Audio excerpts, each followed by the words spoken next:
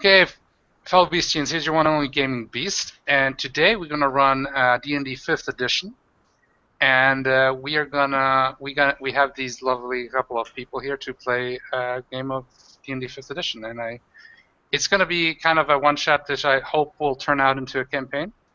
We'll see how it goes. I hope you'll enjoy it, and we'll introduce the players. Everybody will introduce themselves and their character. Okay. We'll start how I see it from right to left. We'll start with David. David, introduce yourself and your Sure. character. Okay, so I'm playing a female bard, and my female bard's name is called Aldia Starflower. Her father was human, and her mother was an elf, and they were like a family of travellers, and they went around travelling the world. And she fell in love, and like as a token of her from her love, she got a nice, fine, awesome loot and a nice personal, very deep and very personal love letter from her. Uh, uh, and then but her lover, well, yeah, she separated and they lost sight of each other, and now she's trying to find her loved one again, or find a new love in her life. So that is the character I am playing. Yeah, very good. That's actually very good with the background. I think that will fit for what this is going to be. Okay, now Samuel, it's your. Please introduce yourself and your character. Hello, everyone. I'm Samuel. Tonight I will be playing Otto. He is a rogue with a history of traveling around the areas that are accessible, of course. He has joined an organization known as the Silence and seeks out mages that seek to overthrow the whatever government there may be. In this continent, in the world of there is multiple smaller baronies, but most of them are like city states that have some influence over neighboring villages. There used to be an empire, but that was like about the old empire died about over 7,000 years ago. It was the Golden Age, and that empire was ruled from the main capital of Tarl Igat, which is to the northwest from where you are at the moment. And but about 200 years ago, this was one of my last campaigns. There was a big event with an ancient evil called the Silver Prince, who posed as a false emperor and tried to take over. Basically, in the league with devils, tried to basically take over control of the continent and possibly the world, which was thwarted by these characters, which are the Knights of Tigerclaw. So, and one of them the one who has survived. He turned out to be, at least that's what they say. This is what you know, that he was known to be an emperor, but he's been dead for many centuries now, like almost a little bit less than 200 years. So he ruled for about like 30 years, but then he died, and it's not quite known how he died. So that was the Emperor Tai. Some call him the pretender emperor, and yeah, but that was about 200 years ago. So if you want to overthrow governments, then you're trying to overthrow possibly one of the city-states and one of the small baronies And counties. the organization isn't necessarily out to overthrow the government. They're out to seek out mages that seek to take over and do as. Then gentlemen one of the most powerful mages guilds is more in the northeast, which is the Mages Guild of Ashlia. We'll just connect that to where they have arranged with your how say that, organization, that Mages Guild.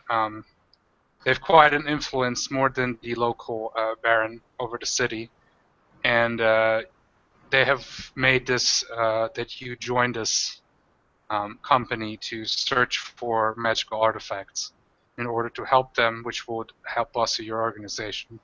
So it's for mutual benefit, so to speak. Okay, I'll get in right in about the background and about the area. Okay. Okay. So thanks. Anything else you want to say, Samuel?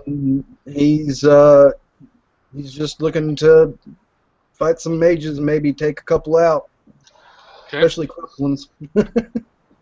Okay. Joey, please introduce yourself and your character. My character looks just like my picture is. My name is Andrew Stormwind. My father is the chief of the Stormwind clan. I come from the coastal highlands in the north. I have set out to gain gold and glory through battle, for someday I shall return home to become the next chief of the Stormwind clan. You My come most from. prized... Oh, What? sorry. Continue, because I just had an idea to set you into the setting. So, but continue. Yeah, your most My prized. tankard is my most prized possession. It has been passed down through 4 generations. Nice. That's me, Andrew Stormwind. Nice. Awesome. Okay. So the Stormwind clan. Sorry, I didn't want to interrupt you, but right away something came to my mind. You come from the northern continent. I haven't quite worked it out yet, but it's definitely a colder continent, and it's kind of where I have my Viking stuff and whatever and similar. So you come from that cold area, and you've come with one of your ships, the Stormwind dragon ships, here to the middle continent, and yeah, you are out to gain much adventure and to bring that back to your clan. And yeah, awesome. Anything else you want to add? No, that's it. Okay. He appreciates still having a bard in the group so that they can sing the tales of his great deeds. Okay, awesome. Now it's Joseph's turn. Joseph, introduce yourself and your character. Yes, I will be playing Oleander Ironhide. He is a dwarven druid, although his past experiences perhaps have shaped him a bit more than he would know. He was a dwarven warrior of great power in his youth, but he came upon an unfortunate incident with a snake, and more poison than he perhaps was used to taking at the time, and the poisonous perhaps crippled him more than you would realize. His large, bulking muscles perhaps have shriveled ever so slightly, although he's remained rather tough, perhaps from years of exposure to poison. And the poison of these snakes has perhaps tainted his mind ever so slightly. He believes that he is a snake trapped in the body of a dwarf, and he seeks the power of druidism to escape his curse, as he would call it. He is adventuring to gain the power he needs to banish this problem and perhaps even affect the world a bit on his own as well. Nice, I like it. Awesome. Anything else? Nothing too much yet. Okay, awesome. So last but not least, we have Bill. Bill, please, please talk about your character. Yep. First off, give me the name of a city in your world. Not Okay. so with a huge poor population. With a poor population, let me see here. Give me 1 second.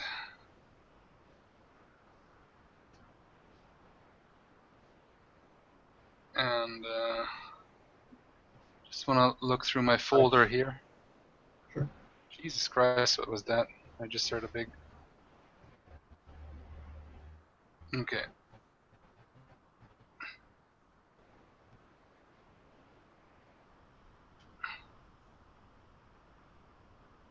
Okay, that's good. You come from the village of Greenspan.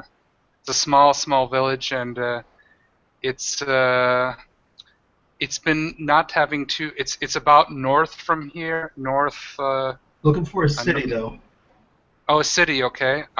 Then let's go with the cap. Let's go with the see here. Griffin Crest City.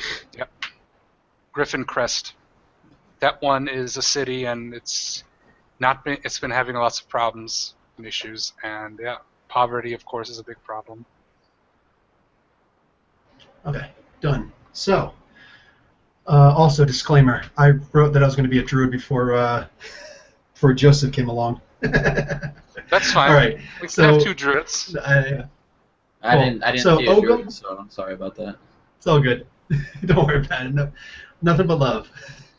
Ogum is the youngest druid abandoned on the streets of Griffin Crest City. What became of his family? Unknown. He grew up as an urchin, hated being poor, different from the other orphaned humans and the occasional half-elf. Learning the art of house burglarizing, Ogum entered what turned out to be the home of a famous bard. Released from prison by the kind entertainer, Ogum was gifted with a single glove, sequined white glove, to remember his mistake. He sometimes practices trying to perform the magical backwards walking technique of the kind bard. Ogum learned to escape the needs for material wealth by embracing the path of a druid. I will say you wandered into the woods of the elves. There's a giant woods where the elves live, and they have basically the local druids, human and elven and other types of druids have initiated you and have sent you on your path. And after years of training, yeah, you became a druid after that. And here's the setup for the game. So you have camped to the small village of Falvor, and Falvor is right on the northern part of what is known as the Wall. The Wall is a huge mountain range of colossal mountains. They are truly insanely huge. They are it's like Mount Everest's and higher types of mountains. Like, it's a type of mountain range that is impossible to pass, and not just because they're tall mountains. They surround a huge area, and there's been many legends in ancient times, thousands of years ago, that apparently some gods have imprisoned a god in this one in this valley, and have raised the mountains so he couldn't escape. And over the mountains, there's a continual layer of mist and clouds. Many have tried to seek this valley because there's all kinds of legends of treasure and hidden artifacts and hidden wonders, creatures that only exist in this valley, secrets that only exist in this valley, and they come to seek them. Nobody has returned yet, but it hasn't stopped people from trying. You have come to Falvor for different reasons. The druids here have come. I will give you here. Bill, you have come here because obviously you heard legends that there is hidden nature, hidden woods that have been unexplored, and you would want to come there to be the guardian of these woods, to protect it from the invasion of civilized society, or what you consider of the negative effect of civilized, whatever that is. At least if you wish to. This is just if that works for you, okay? If you disagree, tell me. No. Joseph, your character is interesting because you have heard a local legend in Falvor that the name Falvor, actually the person who has hired you, Count Nicodemus Valentius from the southern Valurian country, he has come here in a great. He has spent a lot of money to come here and to investigate this legend and to enter the valley, because he has found some ancient scrolls talking about the ancient Valley of Vor, and that the name of the village Falvor actually means wall around war in an ancient forgotten language. And he's very interested in that, but possibly also for certain artifacts and certain artistic statues that he would like to bring to his collection of ancient artifacts.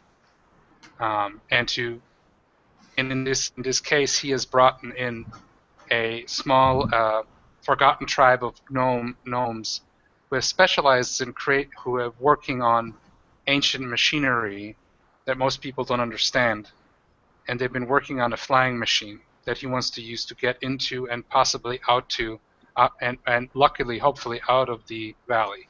He's very confident, and he believes in the gnomes and your guys' ability. So, of course, we have our warriors from the Stormwind clan. There wouldn't be no greater honor to come from the valley simply and come back with something to prove that you were in the valley. Possibly a head of a slain enemy, or a great treasure, a great weapon of some sort. The bard, of course, our bard, she wants to escape the civilized area to a unknown area to forget about her sorrows of the heart. And where else can you do that as in the Lost Valley of Vor?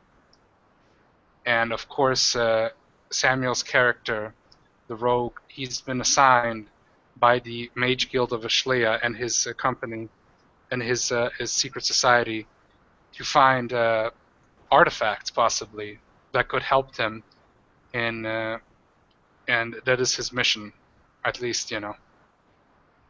That's what he's been told. And it would be a really great advantage, and it would raise the status, of course, for his character immensely.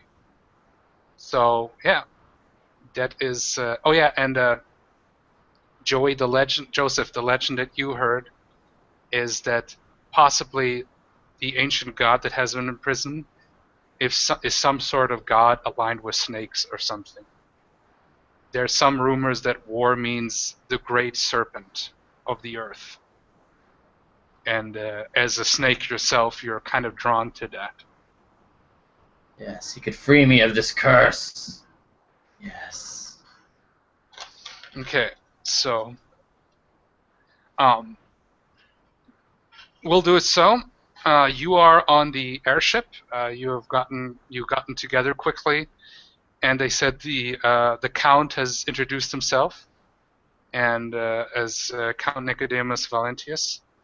And just quickly, and then he said, "We don't have time. Come on, get on the ship." So you get on the ship, and it's chock full of all kinds of supplies, and you have a team of 3 gnomes. The captain introduces himself as what is it again? Oh yeah, Captain Gognil Mithron, and his 2 men. Like 2-man crew, or 2 engineers and pilots, called Bob and Fluwell. Then there's a team of 5 commoners for carrying all the stuff that you're carrying, like the food and supplies and gear. And they're just young guys from the village, humans, and they're called Flip, Vlad, Clef, Jeff, and Paul. And yeah, so you are right now you're on top of the. If you want, you are in the airship. It's an airship, basically, just to say. It's a blimp with a big... of course, you guys don't know what that is. It's a big... because these things are not common. This is like from a forgotten technology, from a forgotten age. So you have this balloon kind of thing that they made, and it just, rises. And it's got a thing that is kind of like a ship. And out of metal and wood and materials, pretty sturdy materials. So...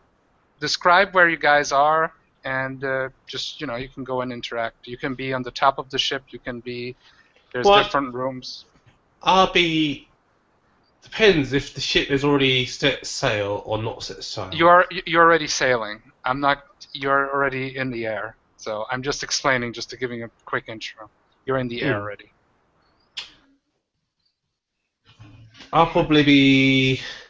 Because all the men and women be doing stuff on the ship and sorting out the rigging, I'd probably be in the crew's quarters where they have the rum and the nettings, and I'd just be sitting on a box, type thing, with one foot up, with my loot out, and just just toning my instrument.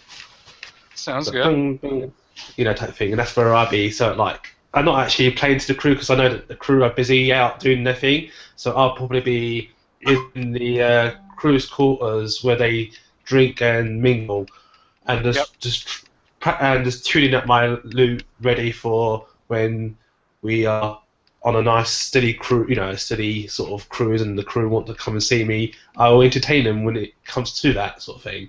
But meantime, I'll just be doing whatever the captain asks me to do. The dining room, there's a dining room kind of for the crew, and it's not as big, but it's interesting because the gnomes, they have cobbled together the machinery out of some ancient plans and some wreckage they found, and it's pretty sturdy. But the inside is like, definitely you can see the count has decorated out lavishly, because that's who he is. He likes to spend a lot of money on these things, and he won't say no to luxury.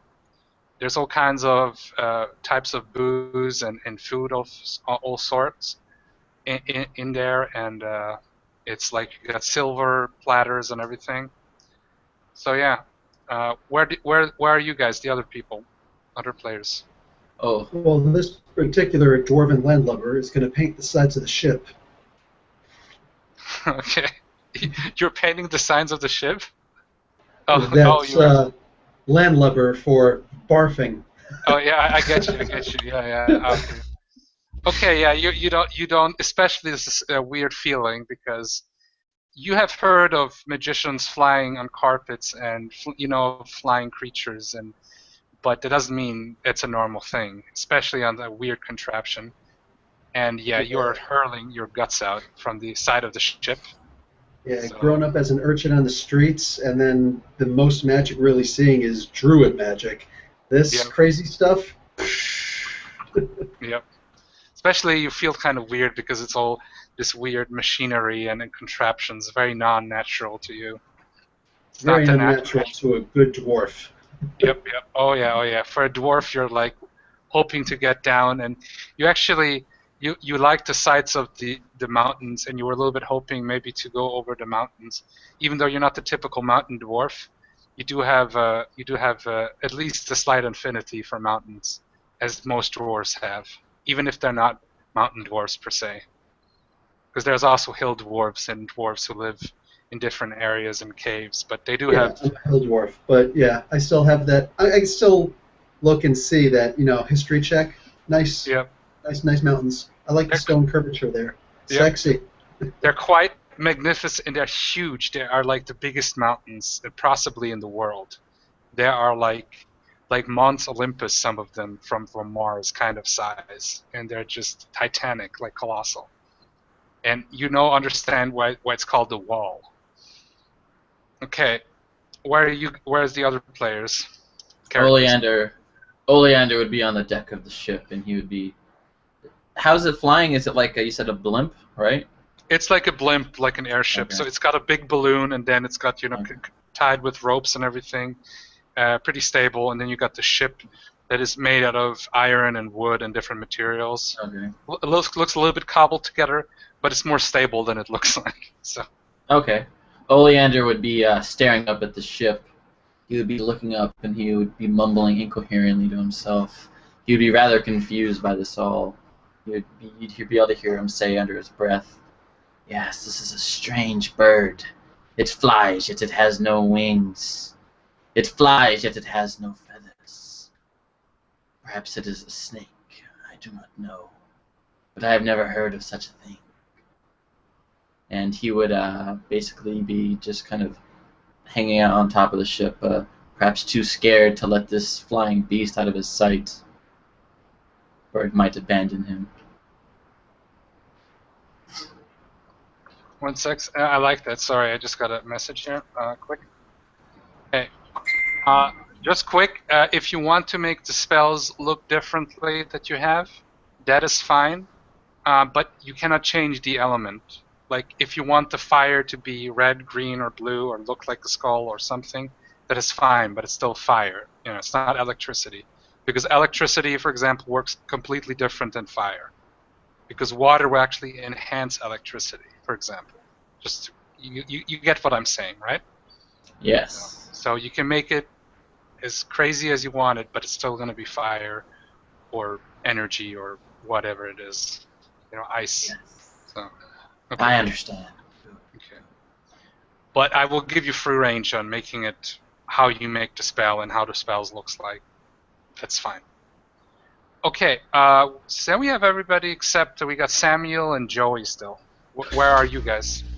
Ander would be, you would see Go him, ahead. he would be right amongst the crew. Basically, he'd be pulling the ropes and doing all the stuff that they're doing. He would basically be learning. He's trying to learn Okay, the gnomes how to sail it or whatever. the gnome explains to you that these plans have been lost for many thousands of years and that they successfully rebuild it. They're the last gnomish clan that they have found some of these plans and they rebuild it and they show you all the ways. They show you you do a lot of also shoveling the coal. These these black rocks. Well, coal. You got coal, but not in these amounts. And so you shovel the coal. They show you about the ropes and everything, and they show you the way how it works, and that they're planning possibly to make more.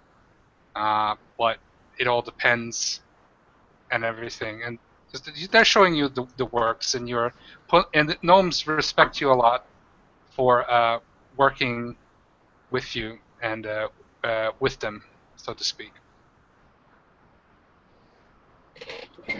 Otto's probably down in the mess of the ship, the galley, probably where they would eat and such. And he's probably stuffing himself because he's been out in the wilderness a little bit too long. What this last bout wasn't what he expected. He had to scrounge a little bit more than what he's used to and what he's comfortable than what he's comfortable doing, and so he's just enjoying the food and happy that he's actually got a real meal in him for once. Nice. You come. The last city before Falvor was Norwal. Well, that's also a smaller town, really, almost just a big village, and they didn't have really good food. They had some really weird cuisine. So you're really happy for this area now because the count has brought, of course, a lot of the main thing what he's packed on is food, and he said, that you can eat to your heart's content. We got enough, and it's really fine food. Like there's some foods you haven't even seen. Some brought from the southern regions, weird fruits and meats, spiced meats, and really some really good things. So you're enjoying it so far, and you might be somewhat weirded out by the machinery, but you're focusing on what you know, also the food, and you're fine. You're happy. Yeah, the ship itself isn't a threat. At least he doesn't perceive it as one currently, as they just pretty much built it from what he understands, basically. He's never seen anything like this, so it's got to be new. So he's not really threatened by it, but he knows what it means in the future. Yeah. Okay. So you guys, if you want to go and interact, go ahead. Okay.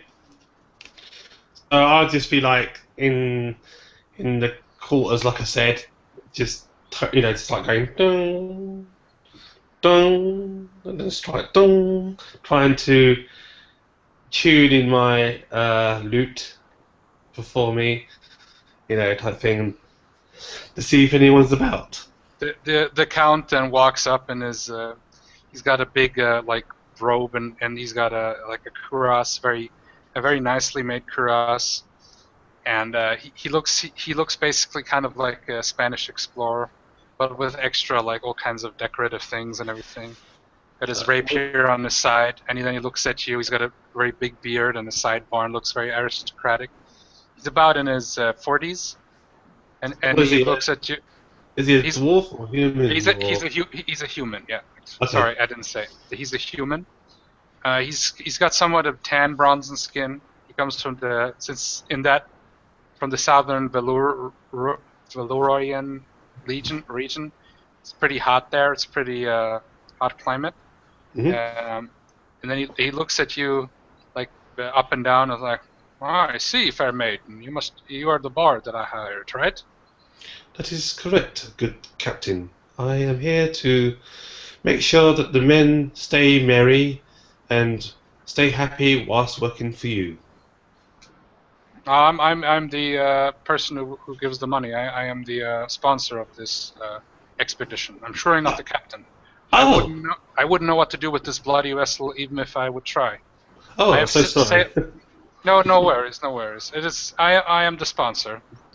Um, but Captain Gognall is the captain here, as long as we're in the air, of course. Once we're on ground, this is going to be a different thing. Hmm. Well, my name is Ardia. Nice to meet you. Ardia, yes. Nice to meet you, fair lady. And he does like a aristocratic bow. She And then he just, asks, she just like goes whatever. and then he asks you, so what kind of songs can you play and sing? Oh, I can play many good songs and many good tunes. Good sir, would you care to listen to one? Yes, of course. Very well. I shall do my very best to entertain such a noble man like yourself, no doubt. You want to roll up out of character? You want to roll a performance check? Sure, I'll do a performance. So it's based off my charisma. Where's my Which I'm sure you got performance? leagues and leagues in. Yes, I have. Right.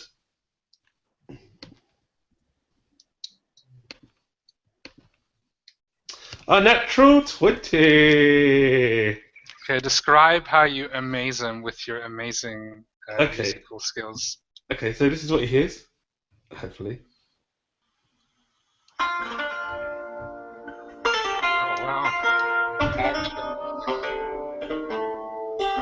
And like that's what he hears as I play this to him, and like he just like goes ah, and he falls to his knees and he weeps of sorrow, and he's like, it's so beautiful, like that sort of thing.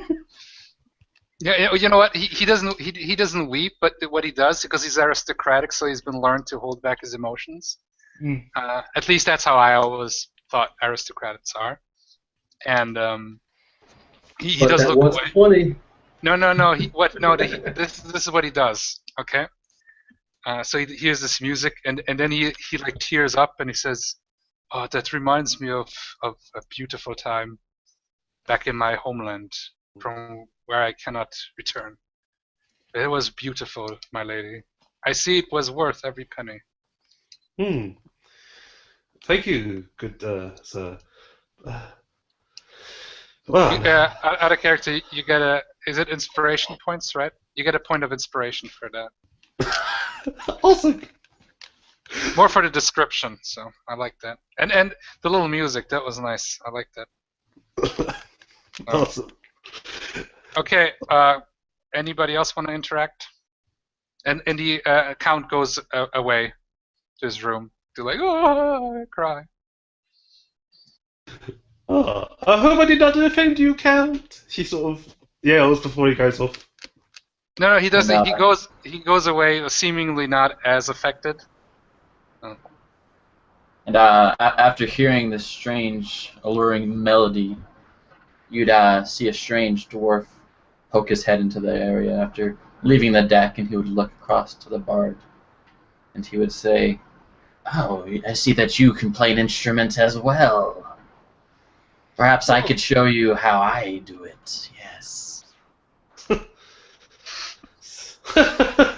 She just laughs at him. Be gone with you, short and stubby man! Oh.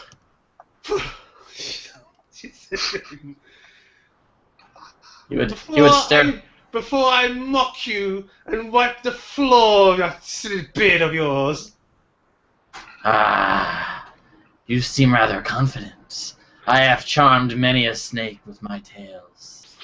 Yes.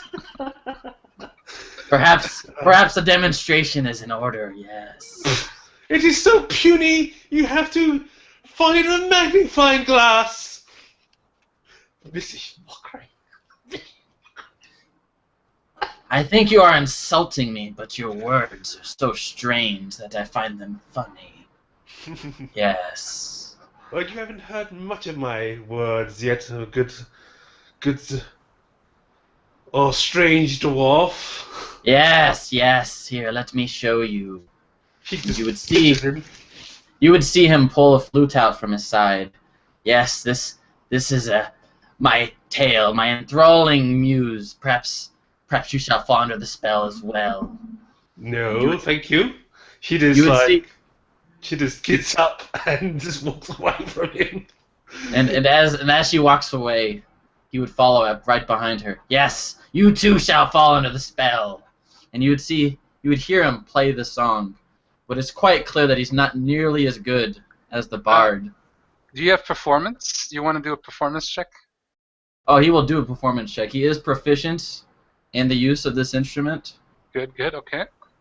but he has nothing beyond that. So I'm gonna roll. I'm gonna roll this just to kind of give you an idea. This kind of gives you an idea of how good he is.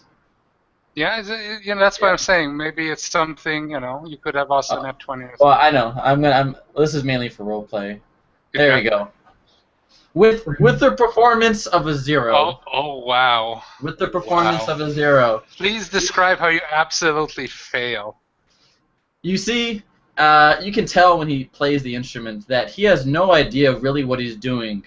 You would almost assume that as a snake charmer, he just simply makes random noises, but mesmerizes the snakes with the movement of his flutes.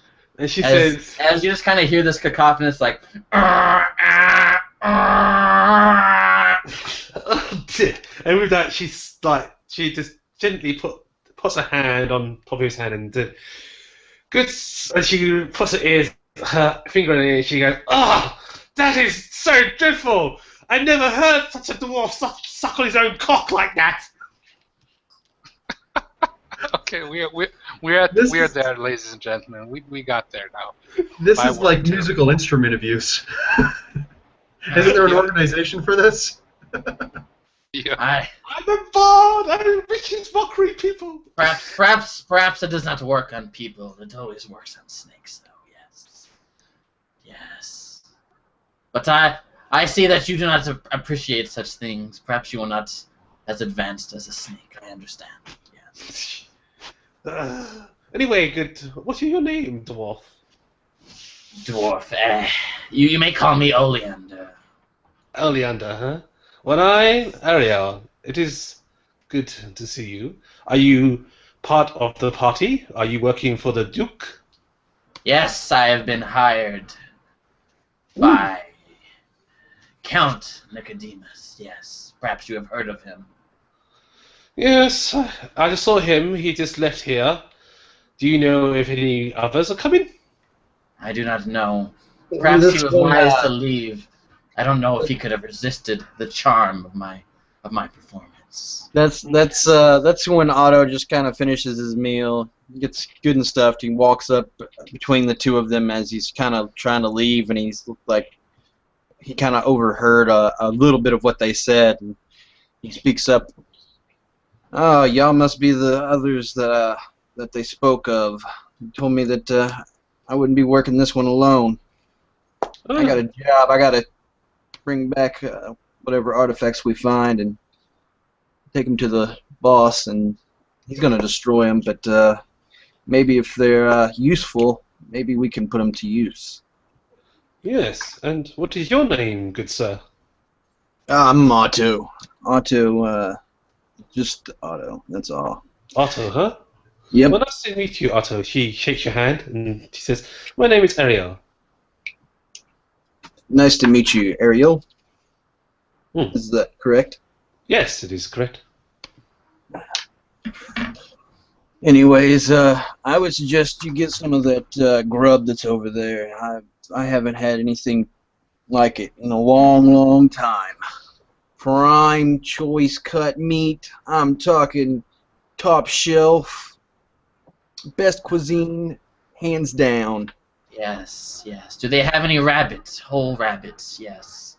I'm curious. I think I saw one over there, just for you, I believe, probably, because they told me somebody like you would probably end up asking for one. Yes, they are wise to appease me. Yes, I will serve them well. Or And you'll I'll torture point them over with at that the rabbit music. on the table.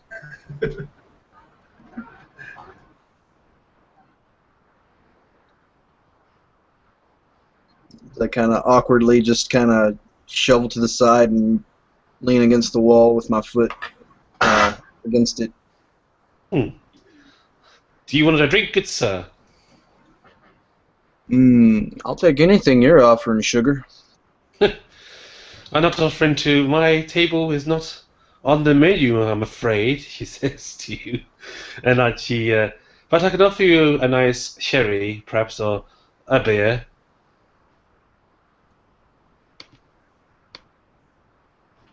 All right, a drink is a drink. I can't turn down a drink from a pretty lady. Mm. She goes behind the bar and looks around to find some Yale. There's all kinds of drinks, of course. There is a bar, actually. The Count has said that every good place for whatever expedition he has, there has to be a bar. And the gnomes were kind of groaning, but he had craftsmen come in from all kinds of regions, and there's a bar. And one of the human helpers, it's actually Flip, and he is this guy. He's with brown hair. He's about in his 20s, and he's been given the basics for bartending, but he's a little bit new because the Count wanted to have a professional, but then the gnome said, like, seriously, come on. So he kind of gave him pointers. So there's all these drinks in the back, wines and brandies and of course beers, of course, and all this stuff. Cool. So I just get a beer for each of us, and then I bring it back to my two awkward friends. I give one to Dwarf. Here you go, Dwarf. The Devil's Brew. She says to Yeah. me, Yes. He kind of, Flip looks nervously, and he's like, "Oh, yes, my lady, yes, yes." And he's like, and he's "Do you know what the Devil's Brew is, my good sir?" I have to look through. I'm not. I used to be a farmer, and now I'm here. It's all exciting to me. She goes round the back and says, "Right, where's your gunpowder?" Out of character, there's no such thing as gunpowders. What? There's no gunpowder. I want the Devil's Brew. You call this a ship? You call this a ship? Right. There's no gunpowder here. That's what they used to do in pirate days. They used to put gunpowder into the beer. Yeah, I know. Let's say what they do put in is like a really nasty extract from a plant. I'll allow Okay. that. All right, fair enough. I'll have that then. I was like, I have the two strongest beers that you got on you, that boy. I see you want to make grog, basically. I get it. Yeah. Okay, so he searches around. He finds a dwarven ale. This is a dwarven stout, which is like black. And it's got like this, and it has this huge foam, and it's almost syrup-like. Takes forever to pour. He puts it down in the mug, in a wooden mug. Nice. So I take these mugs and I give them to my friends. I say, here you go. This will put hairs on your chest, my fine gentleman. Okay, roll a Constitution check, everyone, because there's some strong stuff. Except the dwarves. The dwarves are fine. Yes, this poison of men is very weak. Very impotent. Like these humans and others. Is it a check or a save? It's a save, yeah. Or it's a check. Let's say it's a check, yeah. So it's more for role playing purposes. Yeah, 8. Okay, you definitely feel it, and you're definitely woozy. But I'm not totally tanked, at least, huh? Well, you're getting close to it, but it's like it hit you harder than you thought. Awesome. This is no weak ass like watered down tavern beer. I got a 17 plus 1 for my save. You're fine, dude. You're fine. You're like, well, you drank stronger stuff. It's before. not hard apple cider at all. Yep. So where is the rest of our party? Are you the only two men here? I wish I was that lucky. I don't know about the others. I just know about you two. You vaguely remember two other people bordering, a dwarf and a human. I'll mention that to him. Another dwarf comes in. Really skinny dwarf. Looks like he hasn't showered since the last time it rained. And he comes walking in, still got a little puke in his beard. Walks up to the bar and says, "Could I have some wine and a napkin?" And the guy says, yes, dwarf, sir. Flip is like a little bit. Flip looks like this guy. He's like 24, not a very handsome guy, a little bit overweight, but he's really trying hard, you know. So he's like, he's got like a mustache. Like yes. Wine. What kind of wine would you like? There's lots of kinds of wine. Something elven. Okay. Here, this is what the Countess said. This one is good. And he takes out a bottle, a really nicely shaped bottle, and he opens it up. It has a really, it's like a rosé. It's like kind of pinkish. So, and this one is a nice and sweet one. Or would you prefer something more dry? No, this is fine. And on my scimitar, I actually have a cork opener. So Okay. I'm gonna pop that bitch myself, straight from the bottle. I'm refined, but I am still a dwarf. Yep. David, you see that how he takes this fine, you can recognize right away the elven wine and just chugs it down in a bottle. Something quite disturbing to you. Well, I'm half elf, so it wouldn't really bother Okay. me much. You would know that elves would find it disturbing, but you're like, meh. Yeah.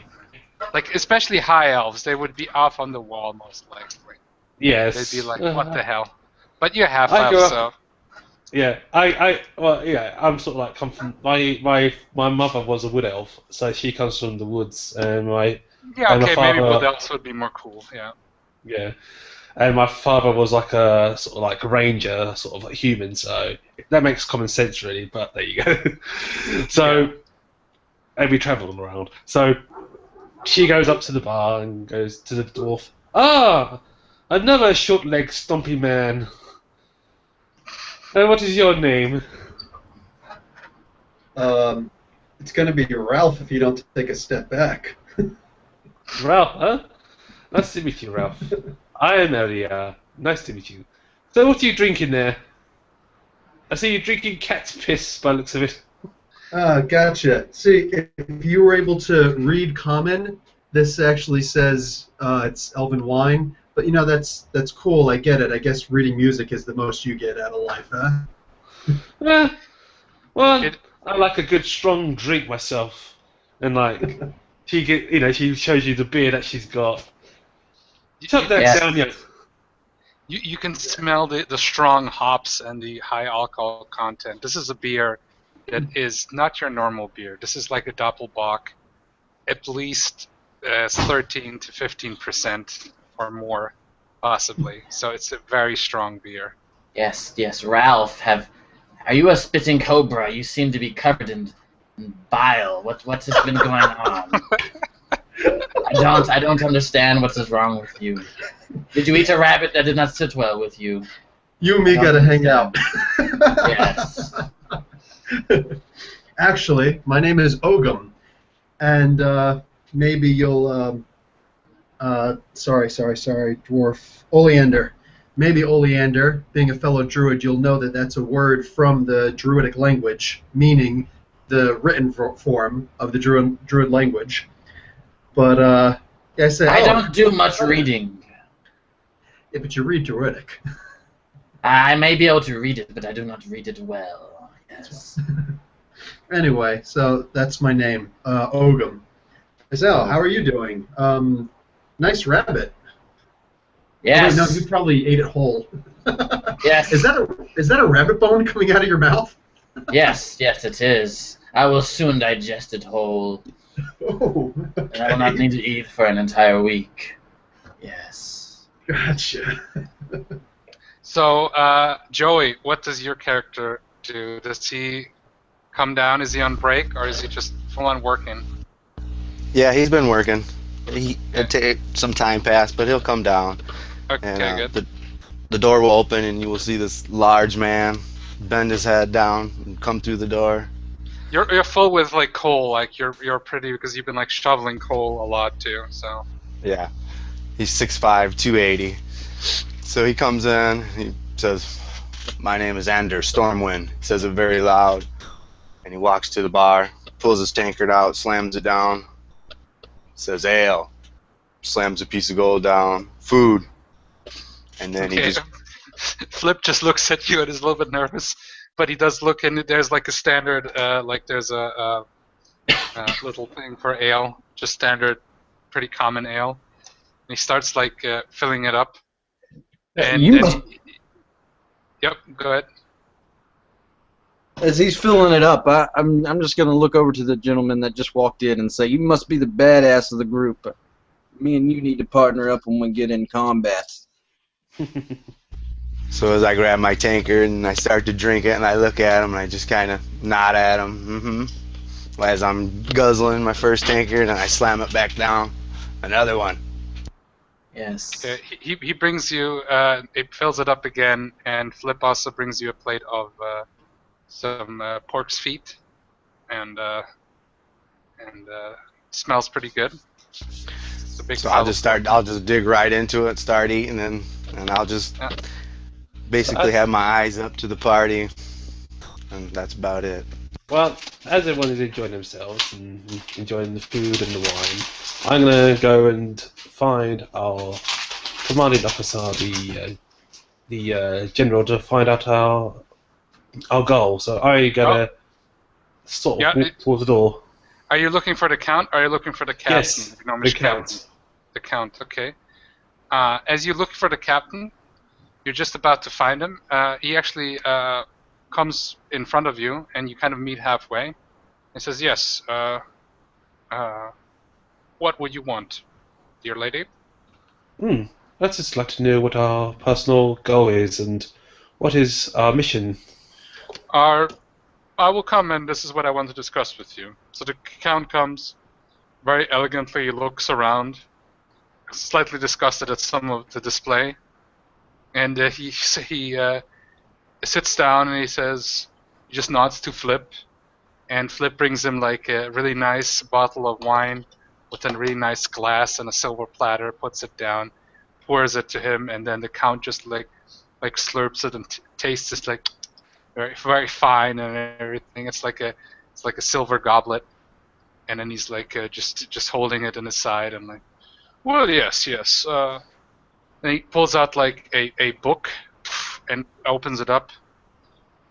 We know very little from the Valley of Vor, as it is known, but some information has come that one of the many explorers that many have said that nobody has returned, but there has been one gentleman of the name of we know as Karl the Conqueror, quite a madman in fact, and nobody has taken him seriously.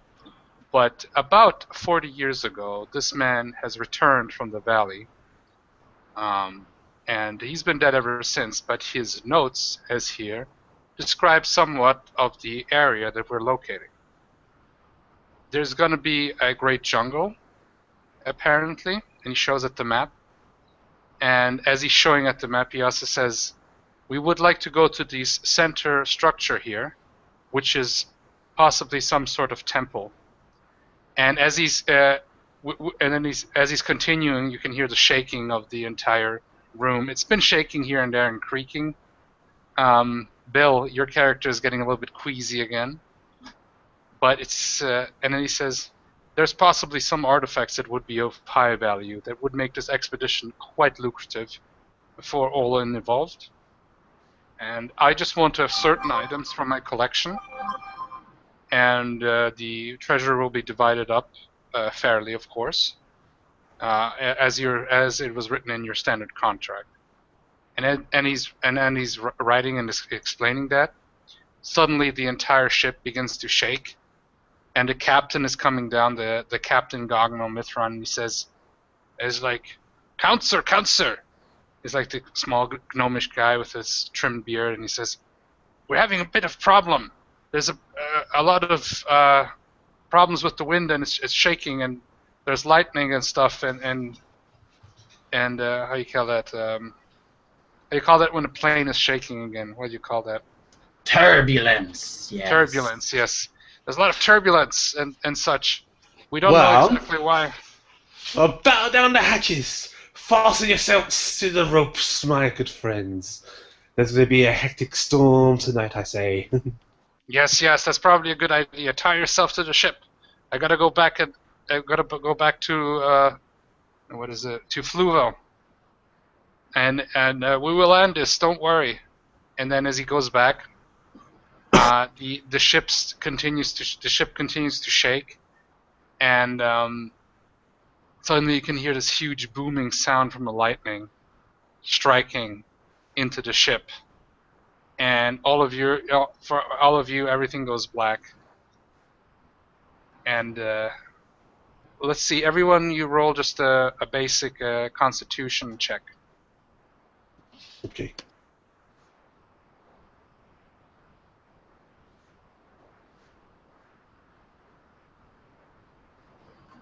$12 for Ander. Okay. 19 for me. 13 here. A 19 for me. 19 for me. I get +1. Hey. GM, are you able to see mine? 1 second, Samuel. Yep, I can see it. Nice, good old fantasy grounds. 22. Wow, nice. My Okay, basic Samuel. Constitution, I add my Constitution score then? Well, you get the bonus. It's Bonus. +3. Yeah, so Okay, you rolled it right. then I got a 16 total. Still really good. Well, because it says you rolled a 19 +3.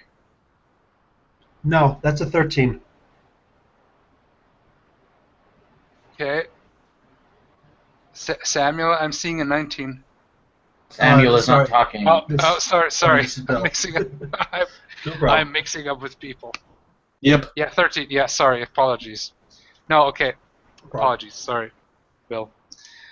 Okay, 13. Okay, fine. So Samuel, your character wakes up first, then David, your Yo. character. So Samuel, this is the scene that you see, and then everybody else. You see. So- Okay, go ahead. I'm just gonna explain it to you. You wake up. You are like hanging on a giant tree. You can see this huge kind of like tropical, these giant trees from these jungles, like these in South America kind of trees. You can hear all kinds of noises. You feel some pain from you, but it's not too bad. You check yourself for any wounds, and you find yourself a little bit elevated, not too top. Around you, there's a lot of the wreckage from the ship smoking. You can see Flip and Vlad, two of the commoners, dead in front of you, and that's what you see. Do I see any of the people from the wreck? Not immediately. You would have to look around. Okay, so I'm gonna immediately look around for all of them. My character's immediately worried about Adri. Okay, so you get up and you look around, and you can find Joey's and Joseph's character. There are one is next to it in a bush, a bunch of bushes. Oleander is in a bunch of bushes, somewhat like battered, but nothing. So he didn't lose any hit points. Luckily, just got some bruise since you were bruised a bit, but not too bad. And Joey's somewhat in the wreckage, but he also hit some of the softer spots, and he's a little bit bruised, but he's a pretty tough guy. So he is like unconscious. You checked him for life signs, I guess. But yeah, go ahead. So when I spot him, I'll just kind of stand up, try and get myself up off this tree and down to the ground mainly. it's only like that, 4 feet up. It's a lower branch, so. Okay. And then when I get to the ground, I'm going to go over to Oleander and if I can, try and get to him and slap him around, see if he's awake, if I'm able to wake him up. Okay. As you slap him around, we go to David's character, Ariel. Oh, she's a girl, remember? So she goes, gets slapped by her friend. She wakes up. No, you're not slapped up. That was Oleander being slapped up. You wake up by yourself, and you are in about 8 feet tall in one of the higher branches of one of the trees. Oh, and she spits up some leaves from her mouth, and dusts herself off, and she looks at she looks in the tree. She's bloody hell. Below you can see the wreckage of the airship. You can see fires burning. You can see parts of everything breaking around. You can see some of the. You can see Bob and Fluwell, the two gnomish guys, really impaled and damaged. Okay, so she gets the rope from her. She pulls out the rope from her backpack, type thing. Okay. And then ties it round the tree in a fast, secure knot, and then puts it round her waist in a fast and secure knot. And then she uses the rope as much as she can to climb down the tree without falling. Okay, you're fine. You don't have to roll for that. It's only 8 feet, and you're stable. So. Okay, so once I've done that, I untie, I cut the rope and untie it, and then put it back into my pouch. Sounds good. And then I will go to the. I'll call out my friends. I'm alive. Is anyone alive out there? Like that sort of thing. Okay. So Joey, Joseph, and of course Samuel, your characters. You hear Ariel call out. I'm gonna look around, and as I'm kind of trying to get Oleander awake, and scramble to go see about Adrielle. You find her. She's walking towards you. Yes. You okay, good I sir? was worried about you, girl. Well, it's good to see that you're all fit and well. We must find out if any of the crew survived that horrible, tragical incident. Bill, I survived. Your character wakes up. Also, you're a bit farther away. You wake up, everything hurts, but you don't have any really bad wounds. But it's everything just seems to hurt. You also fell in some of the bushes, and as you look around, you can see the wreckage, and you can hear some voices from there. And by the way, Joey, you are also awake now. You're about in where Oleander is.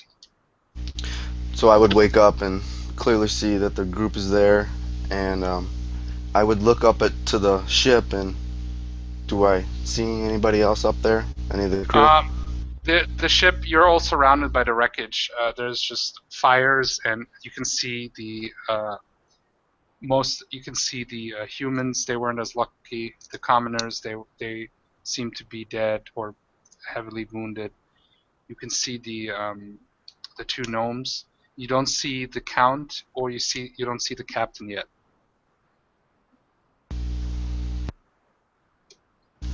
Well, I would like to try to look for some people. I would probably climb back up the tree to the 8-foot platform, and then I would take another look from there. Do I hear anybody screaming? You can hear. Well, you could hear Ariel and the others. So you see Oleander and Ariel. So you can see them. Sorry to say. Okay then. Well You're then, in the closest of Oleander, the snake dwarf, who is also then I would traveling. Yes. then I would climb back down and I would go to the group. And then The I would only just person you don't see immediately is Bill's character, because he's a little bit farther away. okay. Well then, I would be looking for him. Then I would be just looking for whoever I didn't see that was there. Okay, okay. Bill, you could see the Stormwind walking towards you. Joey's character. Hell, human. I see you made it. I wonder if that pilot made it. I think I'd like to punch him right in his stank. Yeah, that was a pretty quick ride. Yes. Whoever was steering this bird is very strange. I knew that this wingless creature could not truly fly. You have traveled for actually other character. Just saying that quickly. You have traveled actually for a day, almost for a day. So, just to keep this in perspective quickly. So, you've been traveling for quite some time. So, you could. Last thing you see when you were traveling, at least Bill, is that you could see that you passed the mountains into the clouds that are over the valley. Do I see the captain? Did he make it? You would have to look through the wreckage.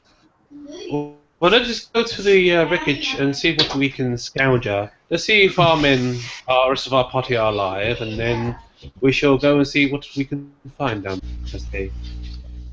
Yes, sounds good.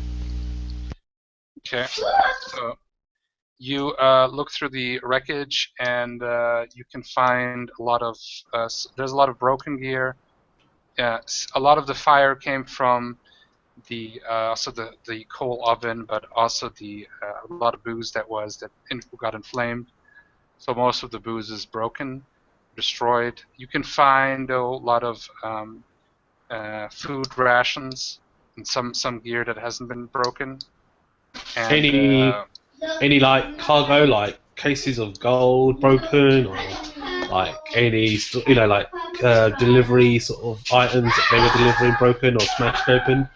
there was no gold carried really. Or if you knew that there was gold, that there was more like travel items and stuff. And there was maybe there was some gold, but you cannot find it at the moment. I'll go test around to see if there's any like people alive.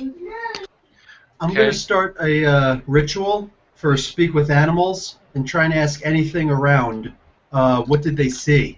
How the ship came out of the air? Did something hit it? Okay. Did fire start? So, about 10 minutes. Okay. 10 minutes. Okay, what does the ritual... So you can talk to animals then, right? Yes. Okay. Do you have a special affinity for specific animals or anything, or just animals in general? Animals in general. Okay, so 10 minutes, right? Do you have to roll anything for that? Yes, sir. No. Okay, so you start the ritual. If you want to describe it, go ahead. How that looks like. I'm going to start pulling together pull out my totem, start doing a couple circles in the sand, maybe a little moonwalk, and just put some things together and start trying to make some bird sounds, some chipmunk sounds. Use my druidcraft if I have to attract any kind of animal in the area that'll maybe have been able to get a view of what happened. Okay, so what you get is a you get this. Let me see. I will roll here. See what. Okay, you have this ferret run up to you, and he says, "Yes, yes, yes. What? Hey, little friend. What do you want to know? What? I'm wondering, what did you see? I'll pull out a good berry that I have on me and, wave it in front of him that I'm going to give it to him And he's like, if he tells me. and he's like, Little buddy, what did you see? That big, gigantic, flying wooden bird in the big sky. bird. Big bird Yeah. got hit by a big by big light from sky. And as Gotcha. you are like communicating, you're guessing it's most likely a lightning bolt. And he fell down here in big flash fire. We run away. The big light, did it come from above the ship or below the ship? Above. From above. So just random struck by lightning. Is there a storm? No, clouds surround. Big smoke surround. And he's saying basically, he's trying to say to you that clouds surround the edges of the mountains. So from the outside, there's a big cloud that are on the edges, but in the inside of the valley, you can see it's like open sky. But it's such a big range of clouds that from the outside, it seems it's just surrounded by one big cloud area. You know, so it's like almost like an extra wall. Okay, I'm going to give the ferret the good berry, and then I'm going to use my. Yes. Enjoy, little buddy. You'll be good for 24 hours on that thing. It's like, funny. Good. Now Must run. Big hunter. Must run. And he runs. Oh yeah, go. So I'm gonna cast my druidcraft. One of the things I can do at cantrip. One of the things I can do with it is check the local weather, about a 24-hour time span. I'm just gonna try and verify as much as I can. Did it seem like as if this was summoned, or that it may have been natural since it was kind of close to the mountain? Okay. To that description. So you can do that. You can actually ask the nature of weather then, right? The nature it's a cantrip, but I can cast and see. It's basically like a form of predicting the weather. Okay. So it didn't make. So what you can feel that these clouds, they're like seem to be always there, and it wasn't quite a natural storm. It doesn't feel natural, and it didn't feel natural though. So because it's like a clear sky, and they're kind of like, but it's kind of a force that is not only magical but possibly even something to do with the gods of some sort. It's not really natural, not quite nature either. It's definitely a very powerful force. It's somewhere designed. That's all you can say at this point. Okay, that's fantastic. More information than I could have gleaned on my own. Yeah. Let me see.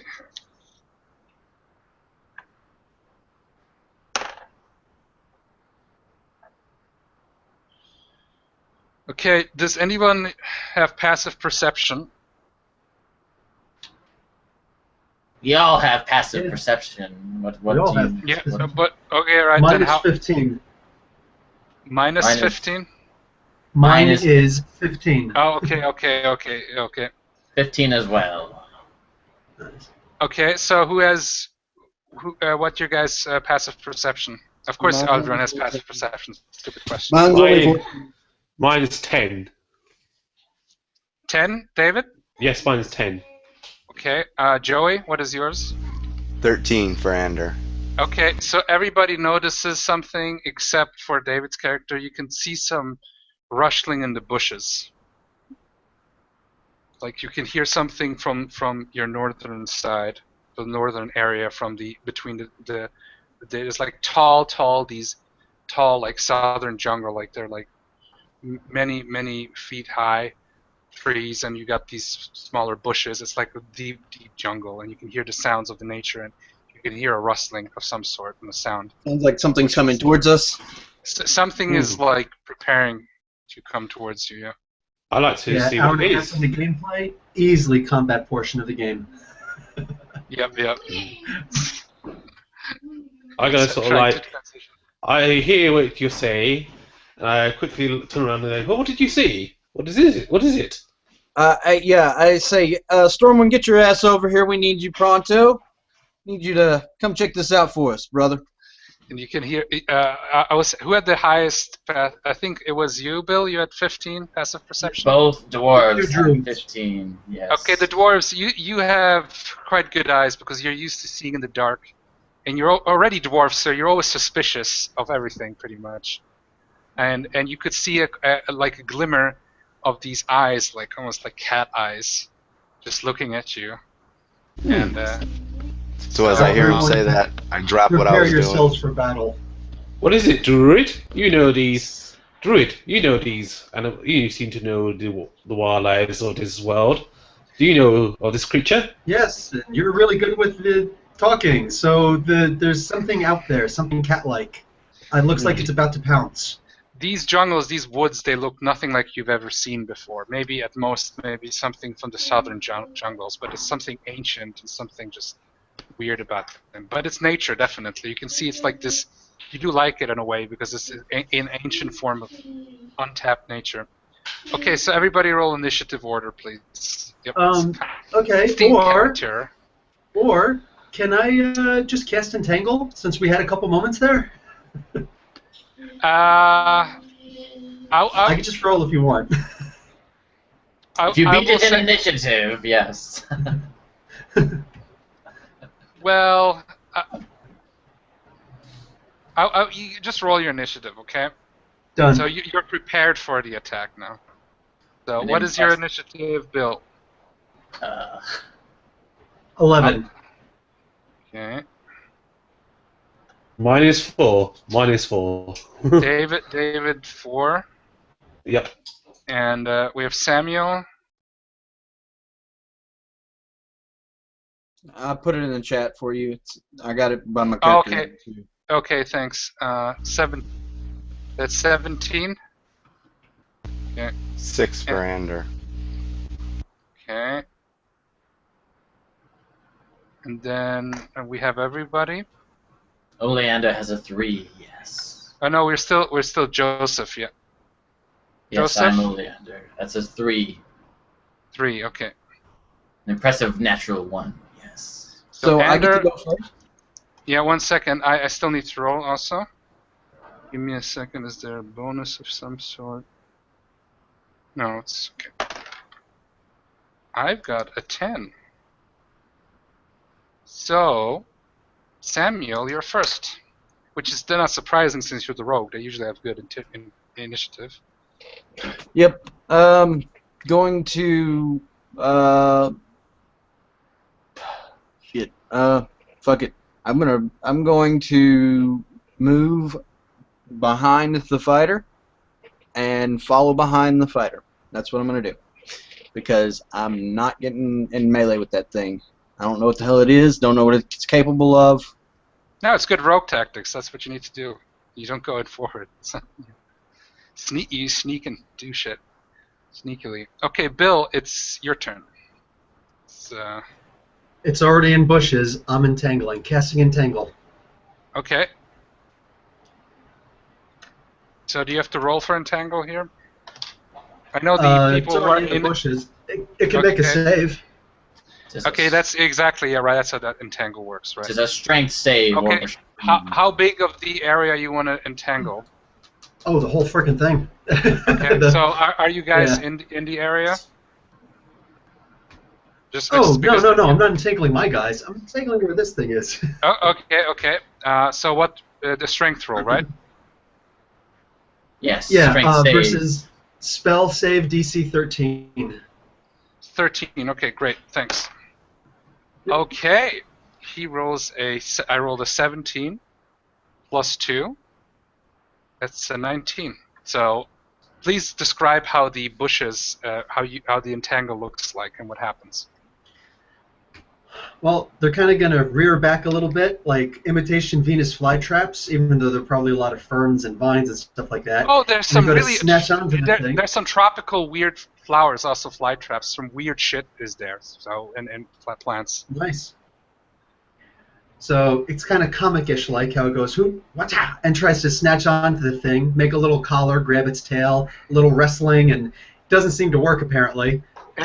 But hopefully we can get a good look at what this thing is now. Yeah, because now it's like nervous and it just like jumps out at this moment, and you can see a big wildcat in black.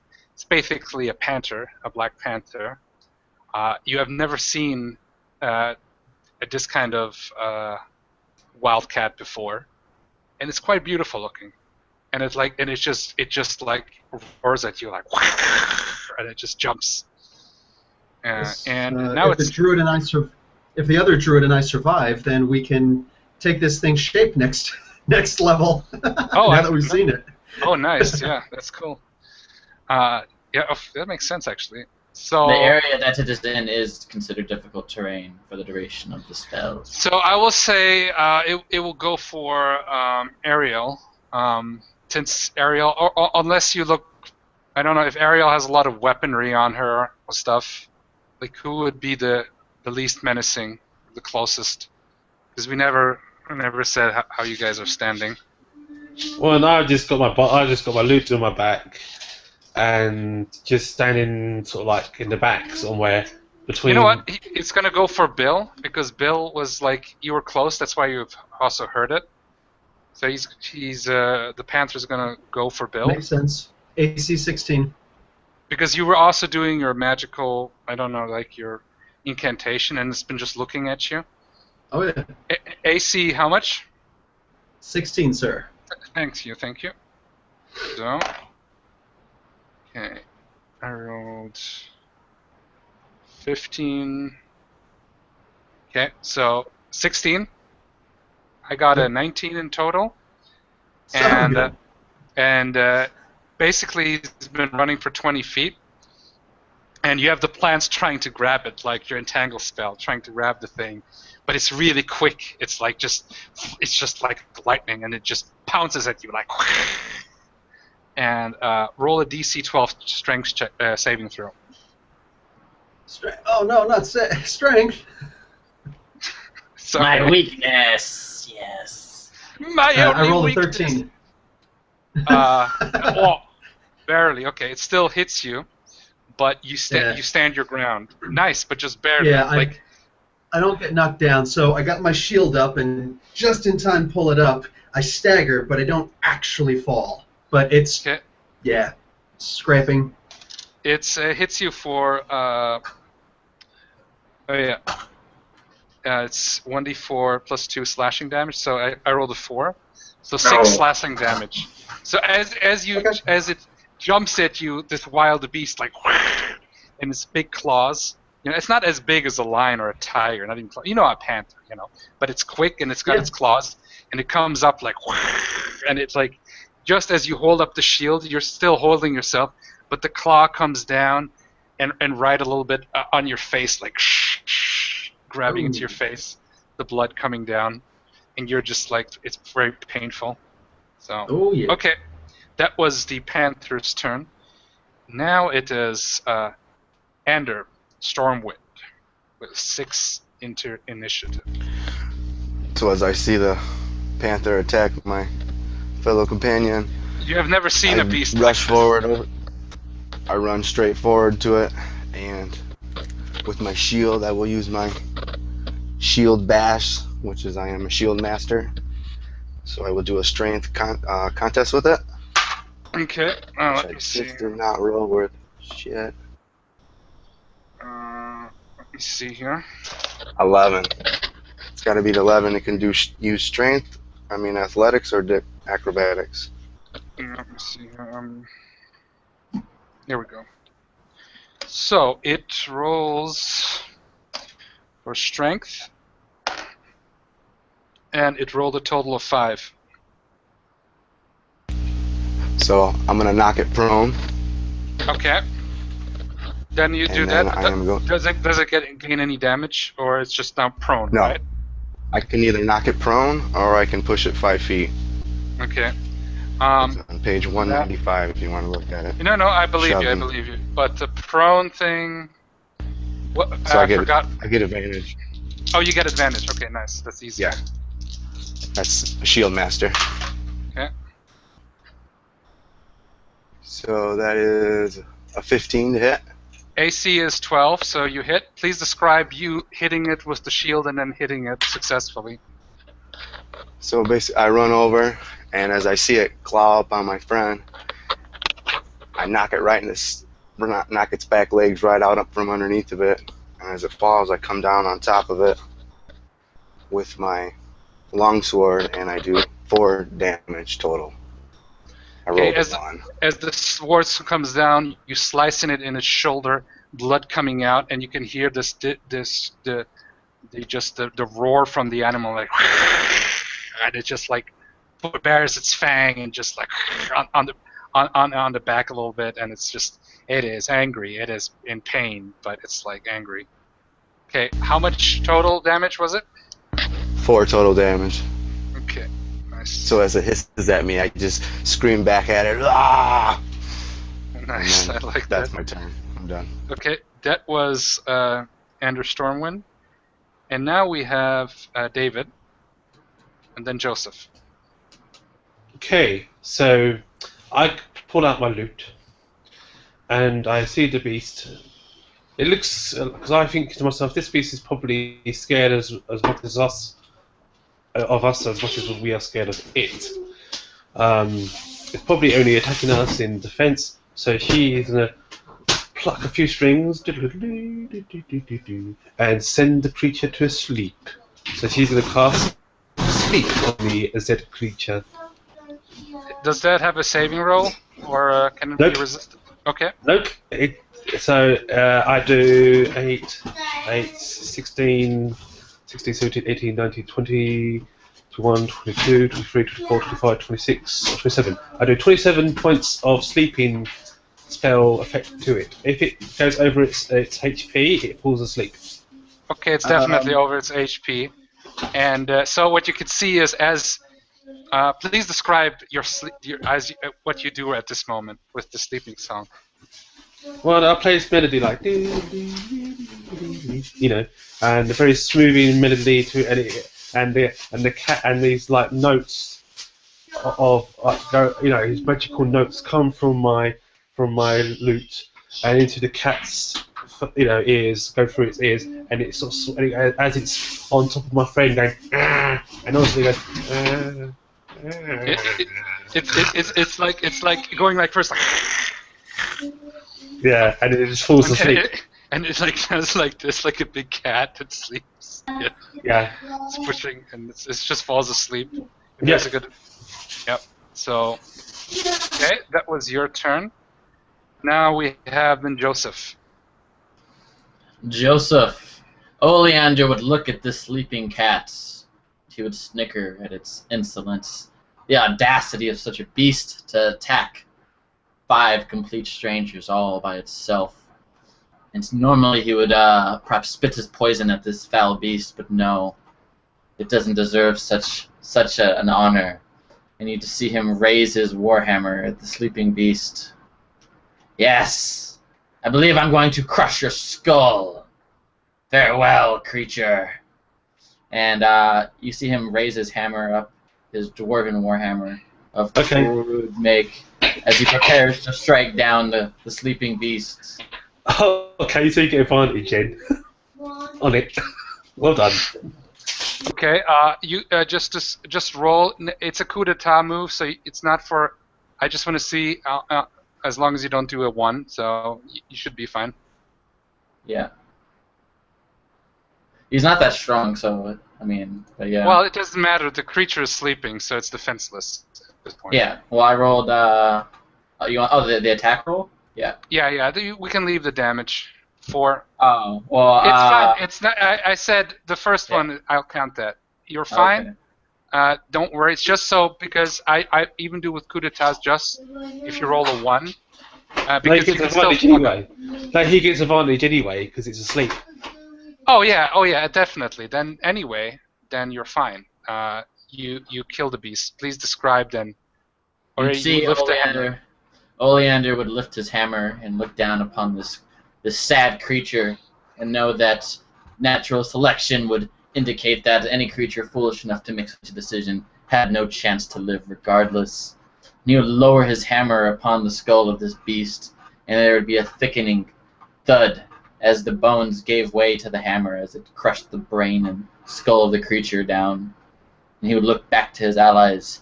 Yes, and if you do anything as foolish as this cat, you can expect the same, yes. It is a circle of life. We are the victors this day, but perhaps someday we will be the ones joining nature. Nice. Okay. Yeah, And I and the thought, creature's dead.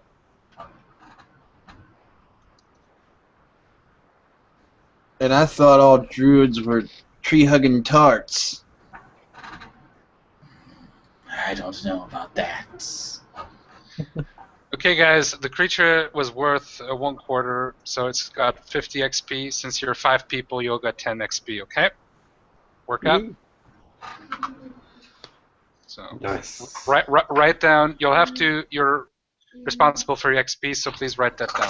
It's quite the bounty, yes. Yes. Oh, don't worry, you'll find stronger stuff. It's just a introduction for now. Yes, I introduced it to my hammer. Yep. I kind of walk out from behind the fighter and smile and say, "Y'all didn't even need me.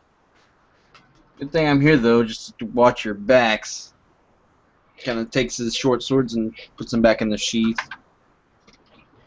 I walk past the fighter and mumble, I check your pockets. Always. What are you talking about? I'm not a thief.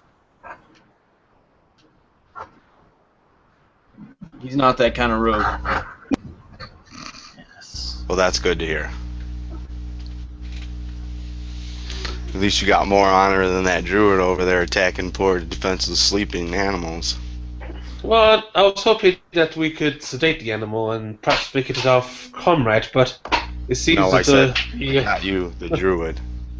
Yes, that was the plan. I'm just telling you my plan. Yes, perhaps you should have articulated the plan, yes. But never mind. At least the creature was dealt with. It's druid, the other druid. No doubt you wish to pay your respects to this animal and bury it. Yeah, I got this. Bill, you do feel a little bit of remorse, and you do feel a little bit. You look a little bit worried at Oleander because you have stopped the animal. You didn't have to kill it.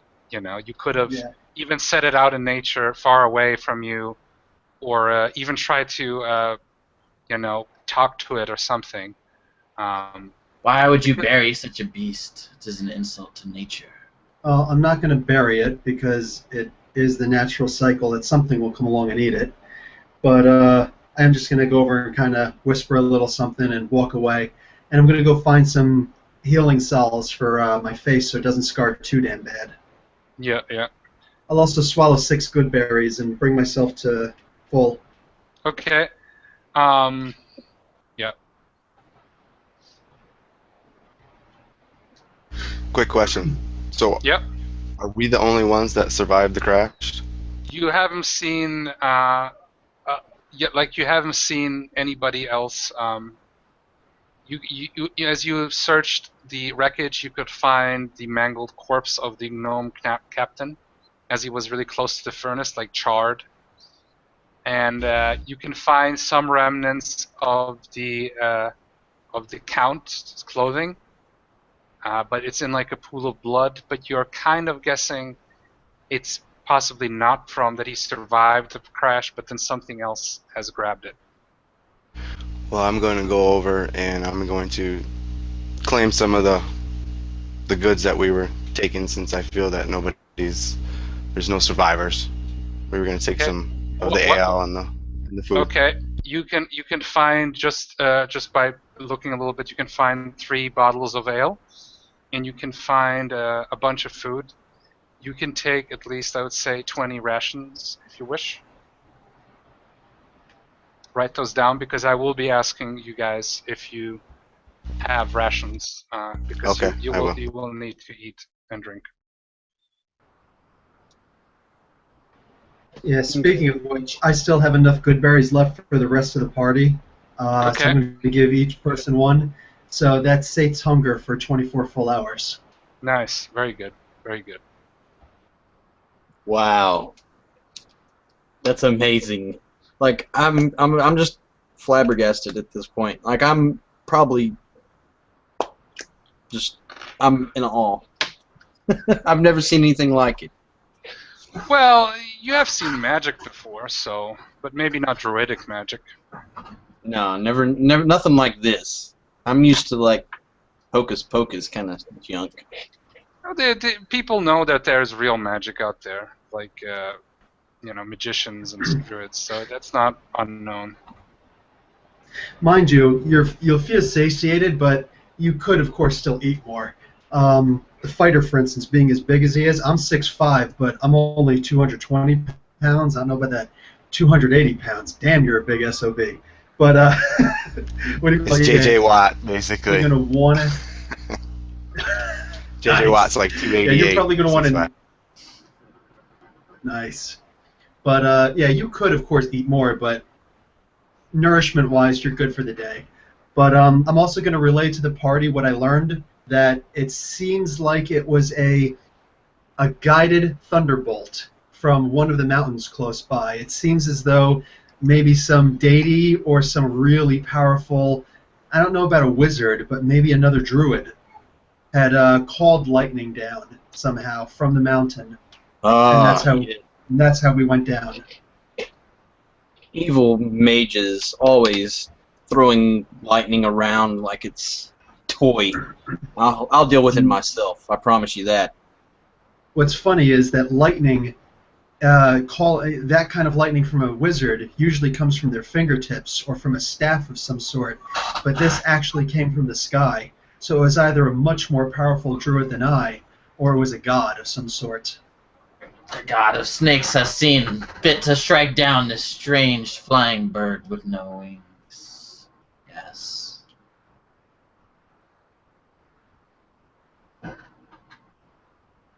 Anyway, we should probably get moving. How much daylight do we have? It's about your now because you've been traveling all day. You went on a crack of dawn, so it is getting. It's about like 5, going towards 6. So the sun is going down. You can hear the sounds of all kinds of insects and animals, and especially the insects are getting louder and louder. I say that It's also more humid. It's like a jungle. It's really weird to you. It's like feels like a completely different type of area because you were more like a temperate Mediterranean, like European style surrounding, and now you're in a jungle surrounding. I say let us grab some loose wood here and there and set up camp on the beach. We do not wish to set camp in the woods. We do not know what's in there yet. I suggest we keep out in the open and then try and find a map of some sort of this area, if there is one, on the wreckage. So you are surrounded by all these trees and stuff. There's a little clearing, so yeah. Yeah, I'm going to use my survival skill and try and make it as comfortable as possible for all of us. This is my setting, the woods, wilderness like this. I'll throw together some quick, not debris, but foliage together and use my druid craft to start the fire in the middle of the clearing. And then I'll start getting some things together so we can try and make an actual cooking fire, like maybe dig a hole, whatever, and just things like that. Just roll a basic survival roll. Just see how fast you do that. It's more like you'll always succeed, but sure. 11 plus my skill, 16. Okay, you can do that in you can do all of that in about an hour. You're quite skilled, and there's lots of wood. Also, a lot of wood. Some of it is a little bit humid, but you are skilled enough, and you can use your magic to start the fire. And you got lots of food for you. You don't need to hunt at this moment, so you can make food. You can find some pots. Plus some. You can write down. You can find some cooking pots, like 2 cooking pots. You can add to your inventory if you like. Some of the gear. Yes, we can also perhaps in the morning we can go to the wreckage and scavenge some bits and bobs there to make a little permanent camp here, perhaps.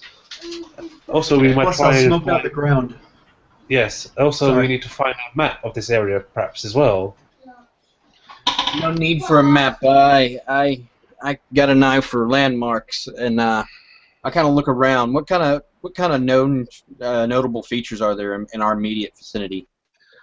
It's just gigantic trees at this moment. Like you can see if you really look up. You want to try to look up beyond the trees.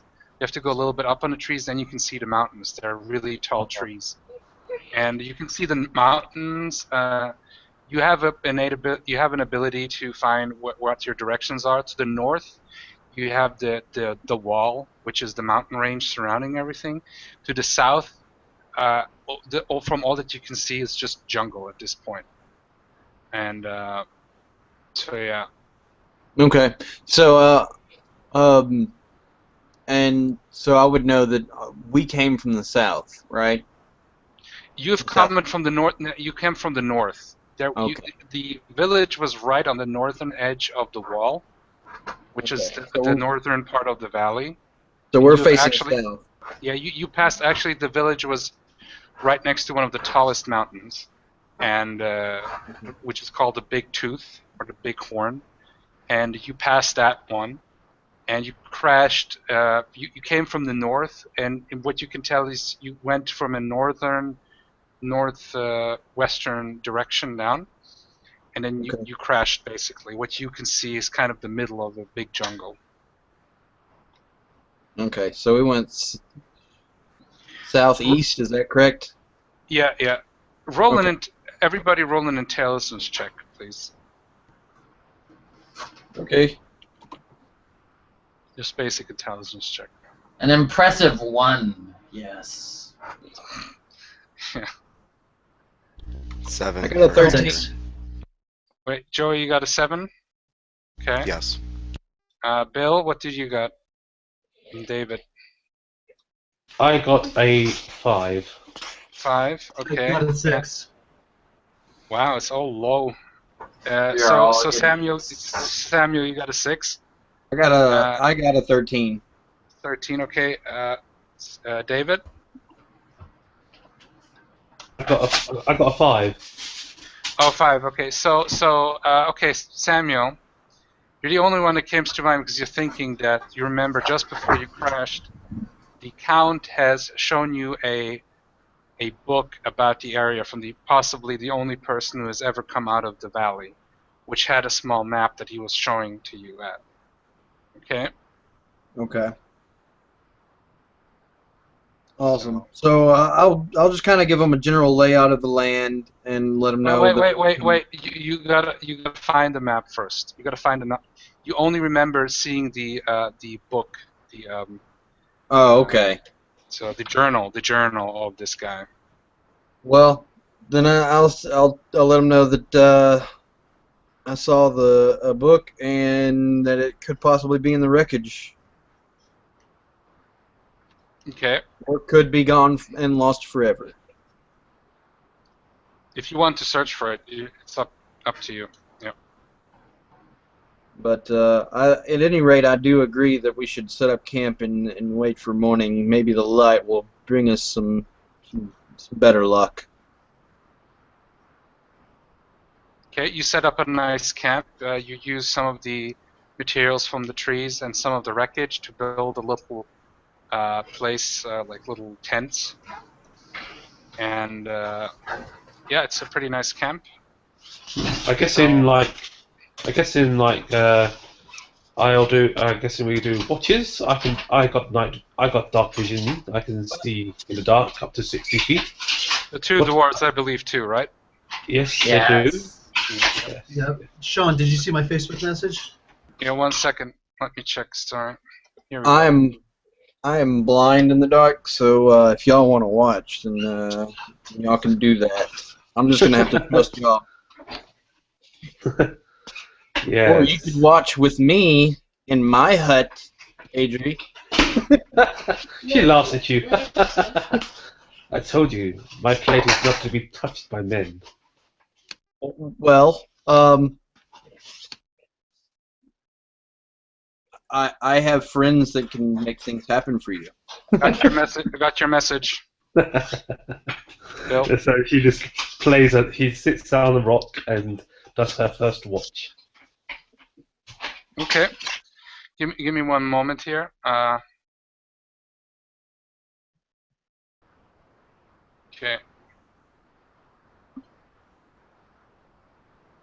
Okay, so Bill just wrote me he wants to do another ritual to speak with animals.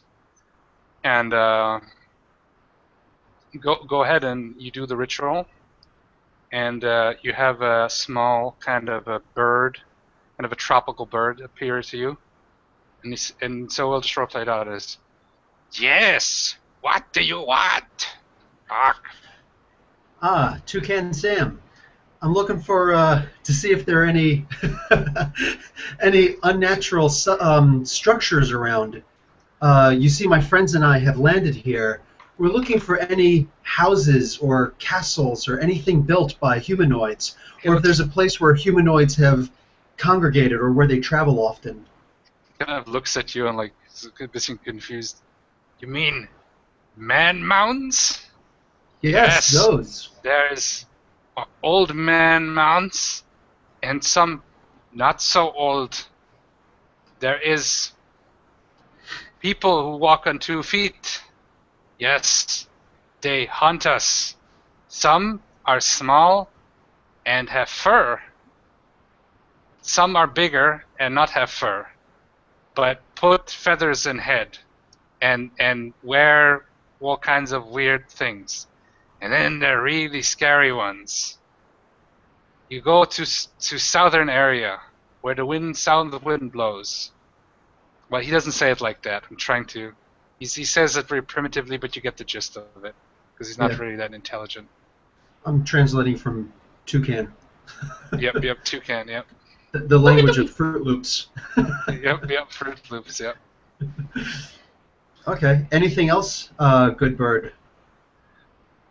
Watch out for ones in the south. They are like the ones who crawl in the ground and have shiny skin. Okay. And I must go. I must go. Yes. I must go.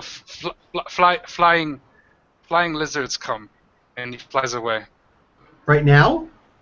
Yeah, you could see in the David. You could see in the sky 3 what you could see as bird-like shadows of some sort just fly around you. Okay. Being possibly attracted to some of the blood and killing. I see. This is not a good sign. So as I'm covering the fire, not putting it out, but trying to shade it a little bit, I'm gonna tell everybody exactly what the bird told me. Sounds interesting. Yes, more creatures of nature wish to challenge us. What? They seem eager to die. I don't understand. This is irrational. The ones without fur sound like human, perhaps. Human tribespeople, perhaps. And the ones with fur, well, that could be anything from, I don't know, weird creatures that could hurt us. I say we go to the creatures without fur and see if they are human. We need to wake up the thief and get him to stealthily help us. Well, I just rolled to see if I can do a nature check to see what kind of creatures he could be talking about, the shiny-skinned ones that go underground, but I rolled a 2, so... Well, you have no clue. He just said there's some kind of humanoids. He's not really good at describing because he's a bird, so... Maybe he asked a dolphin or something, or an ape who is more intelligent. So, I guess then I just continue my shift until it's wherever things go on, really. So I do my 4-hour or 2-hour shift, wherever, sort of taking post, and I pass it on to the next person. Well, before this goes, is actually you get attacked by these 3 bird-like creatures, and they look like kind of that they have lizard-like skin, and they're about like 4 or 5 feet tall in span. They're basically small pterodactyls or pteranodons. So just to describe it quickly, and there's 3 of them attacking you, just going down like. Okay. So Just, as I just see giving them, then I go. a shrill sound. Okay, so do I roll for initiative or is it like surprise? Because I did. Well, I was on night watch. Do I roll perception first to see if they come in this way? You could see them come in, so you're not surprised because Okay. you have been watching out. So Okay, so I will give you. You can attack first before the round okay. starts. Right. So I will. Who? I guess in whoever's up with me. Who's up with me right now? Who is up? Who wants to How go? much I'm time? clearly up since I just cast the spell. The ritual. Yeah, that's I'd true. probably be up. Okay. So I look at the local druid as a bonus action. Let's see, mighty druid. I know in your heart that you find these creatures sometimes very peaceful and sometimes very threatening. But I need your help, mighty druid. I want you to help me to defeat these things before they defeat us. You shall be inspired to They're do. obviously trying to eat us. Let's kill them. And you shall be inspired to do so. So you get inspiration. They're not very natural. You get inspiration, so you get a D6. Whenever you roll a D20, you get a D6 added to that. All right. Oh, So nice. I can inspire you. Nice. So that's an inspiration. Woo! That's my Okay, inspiration.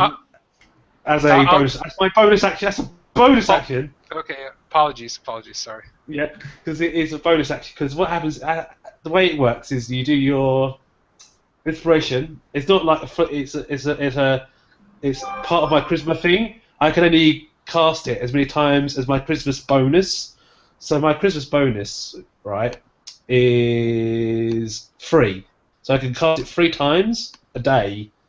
As long after I had a long rest, I get it all back. So what it does, it gives I can inspire someone, and what it does, it gives them a D6 that they can use and add to any attack roll or any spell they wish to use during the round. Okay, so Okay. I look at these creatures, and like I prick my finger on my edge of my rapier, get my lute, and I play a song, and like sparkles of blood, comes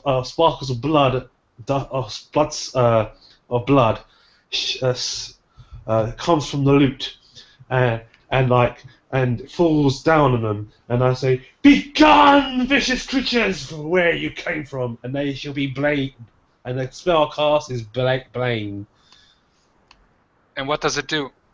Okay, they have to beat my DC of a 13. Right? All 3 of them. If they don't, they get disadvantage. Would it be dexterity then, right? No, charisma. Oh, charisma, okay. Oh, charisma. Yeah. Wow, they got -3. They're not very charismatic flying lizards, so. Yeah.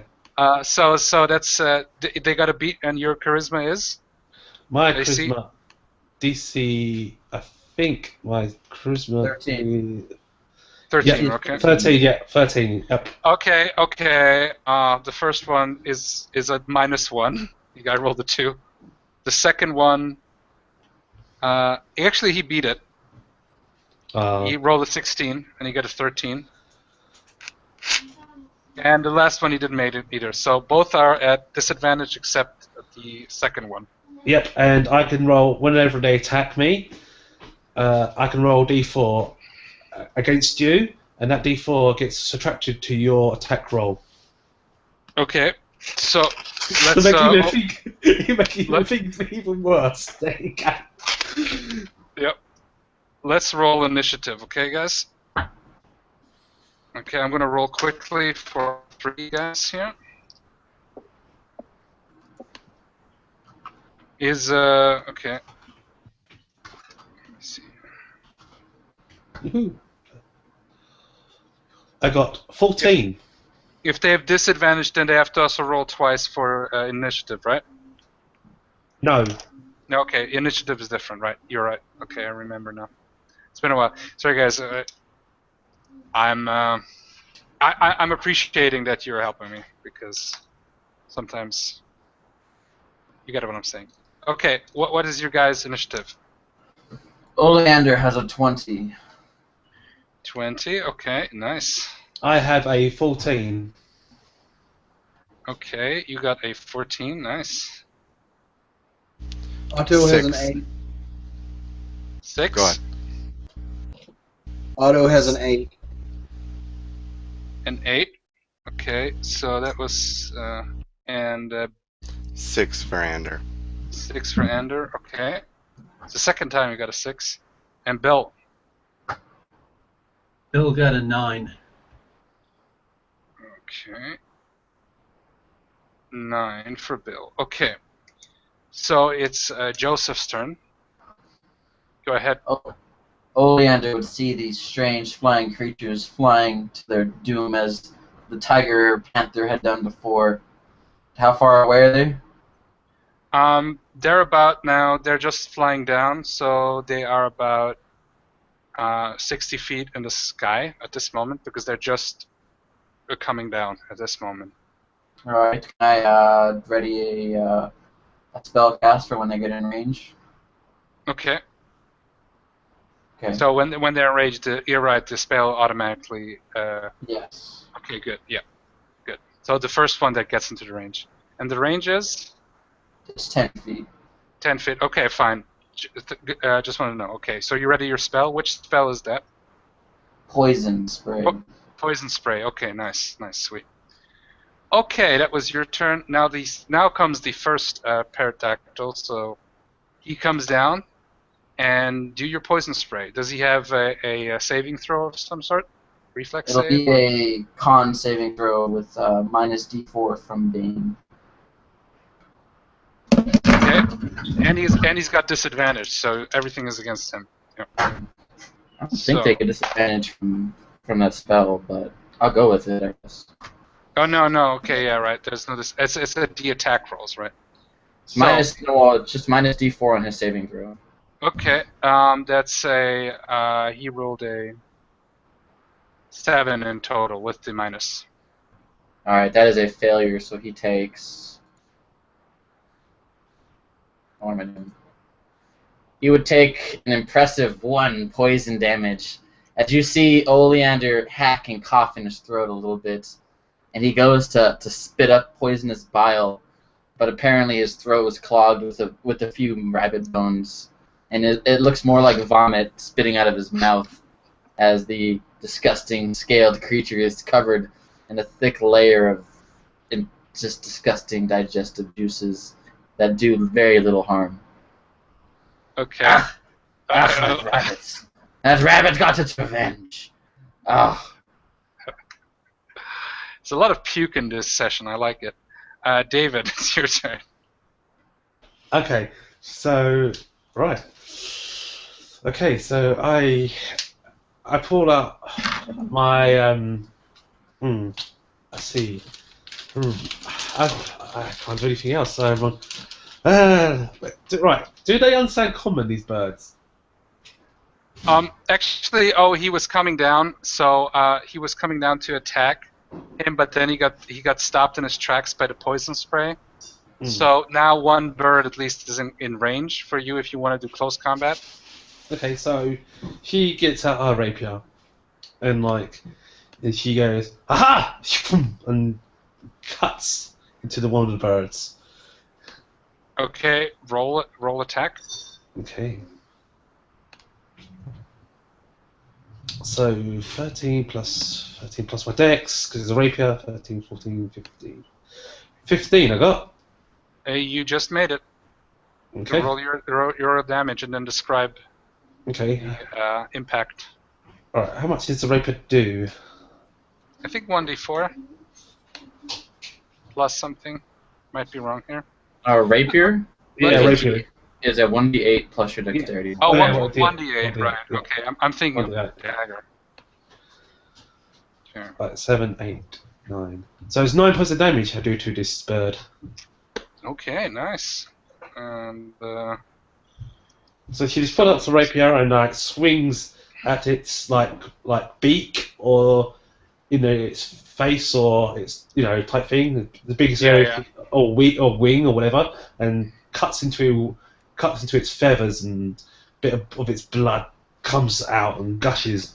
It doesn't have any feathers. It's just like a little pterodactyl thing. So it's like Okay, feathery. so yeah, she cuts into one of its leather wings and like cuts it out, and hopefully Yeah. and make it a bit more unable to get up. Okay, let me see, because you wounded it pretty badly. I'm gonna see if he's able to get away still. No. You wound him so badly, you like cut a huge piece out of his wing. He falls on the ground, and he's like he's trying to wobble away. He's just so, Okay, I gotta as a movement action because I can still move. I'm gonna move nice. and I'm gonna move up to that bird and then put my foot onto its wing, and then that'd be it. Because I can't attack it until my next go. So there you go. Okay, you put the foot on your wing. It's definitely now like it cannot move anymore. So it's like would being prone. So it's got disadvantage. It's already got disadvantage. So it cannot get more disadvantage. Okay, the next one is the first pterodon, nodon, and it comes down, and it will attack. I'm gonna randomly determine that, and okay, it will attack Samuel's character. It's gonna fly down, and it rolled.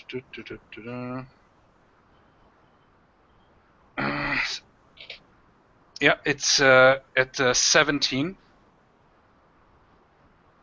Okay, Samuel's character. Yep. Okay, so does it have? Before you do that, before it hits you, Samuel, was it blamed? Was it like cursed by my blade or not? It's one of the cursed ones. Okay, so I'm gonna roll a d4. Oh wait. Oh, so it was attacked. Sorry, I apologize. I made a mistake. I'm going to reroll for disadvantage. Oh my god. Yep. So it fails. Critical miss. I mean. So I'm just gonna say here. I'm gonna say if I fail it again. Yep, he fails it again. So he will actually, as he comes down, he will actually hurt himself.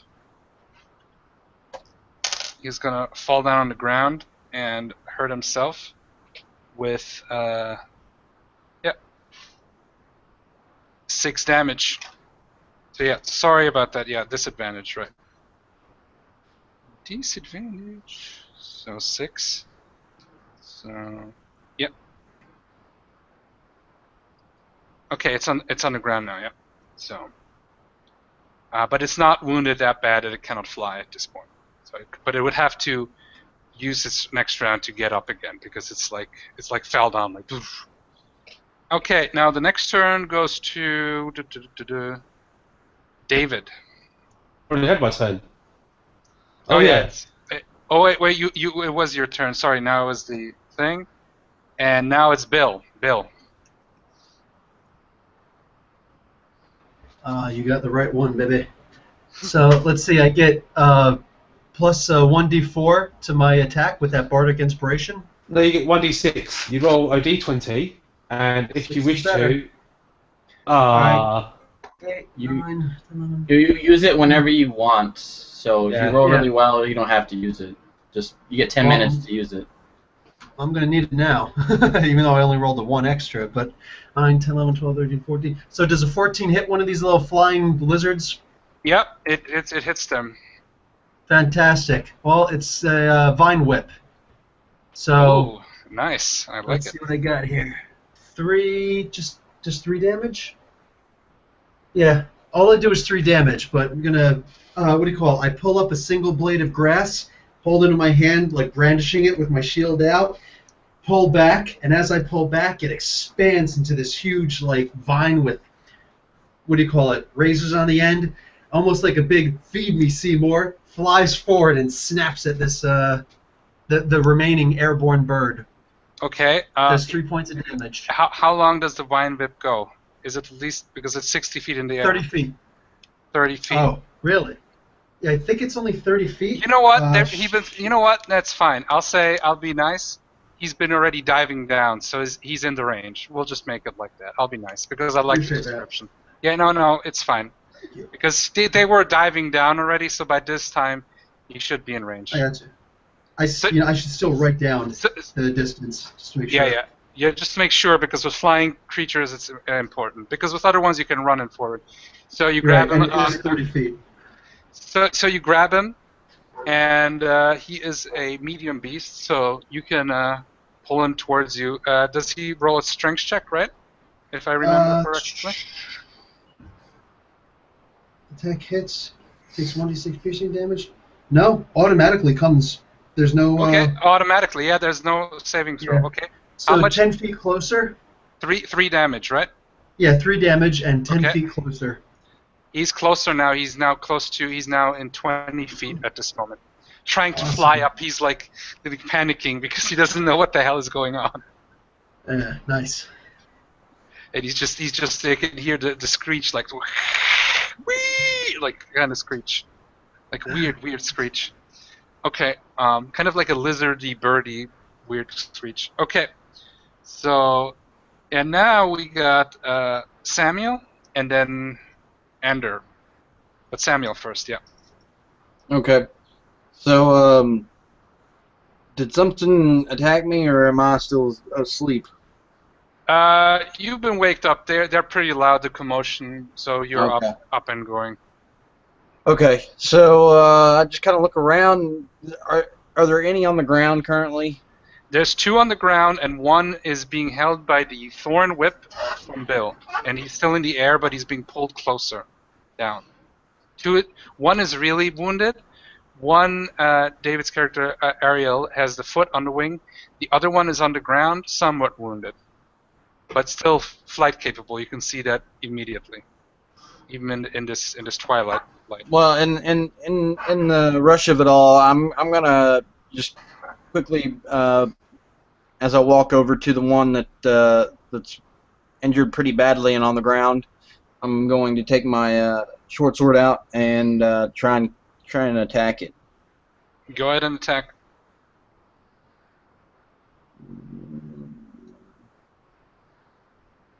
Ah, nice. Good old fantasy grounds. Love it.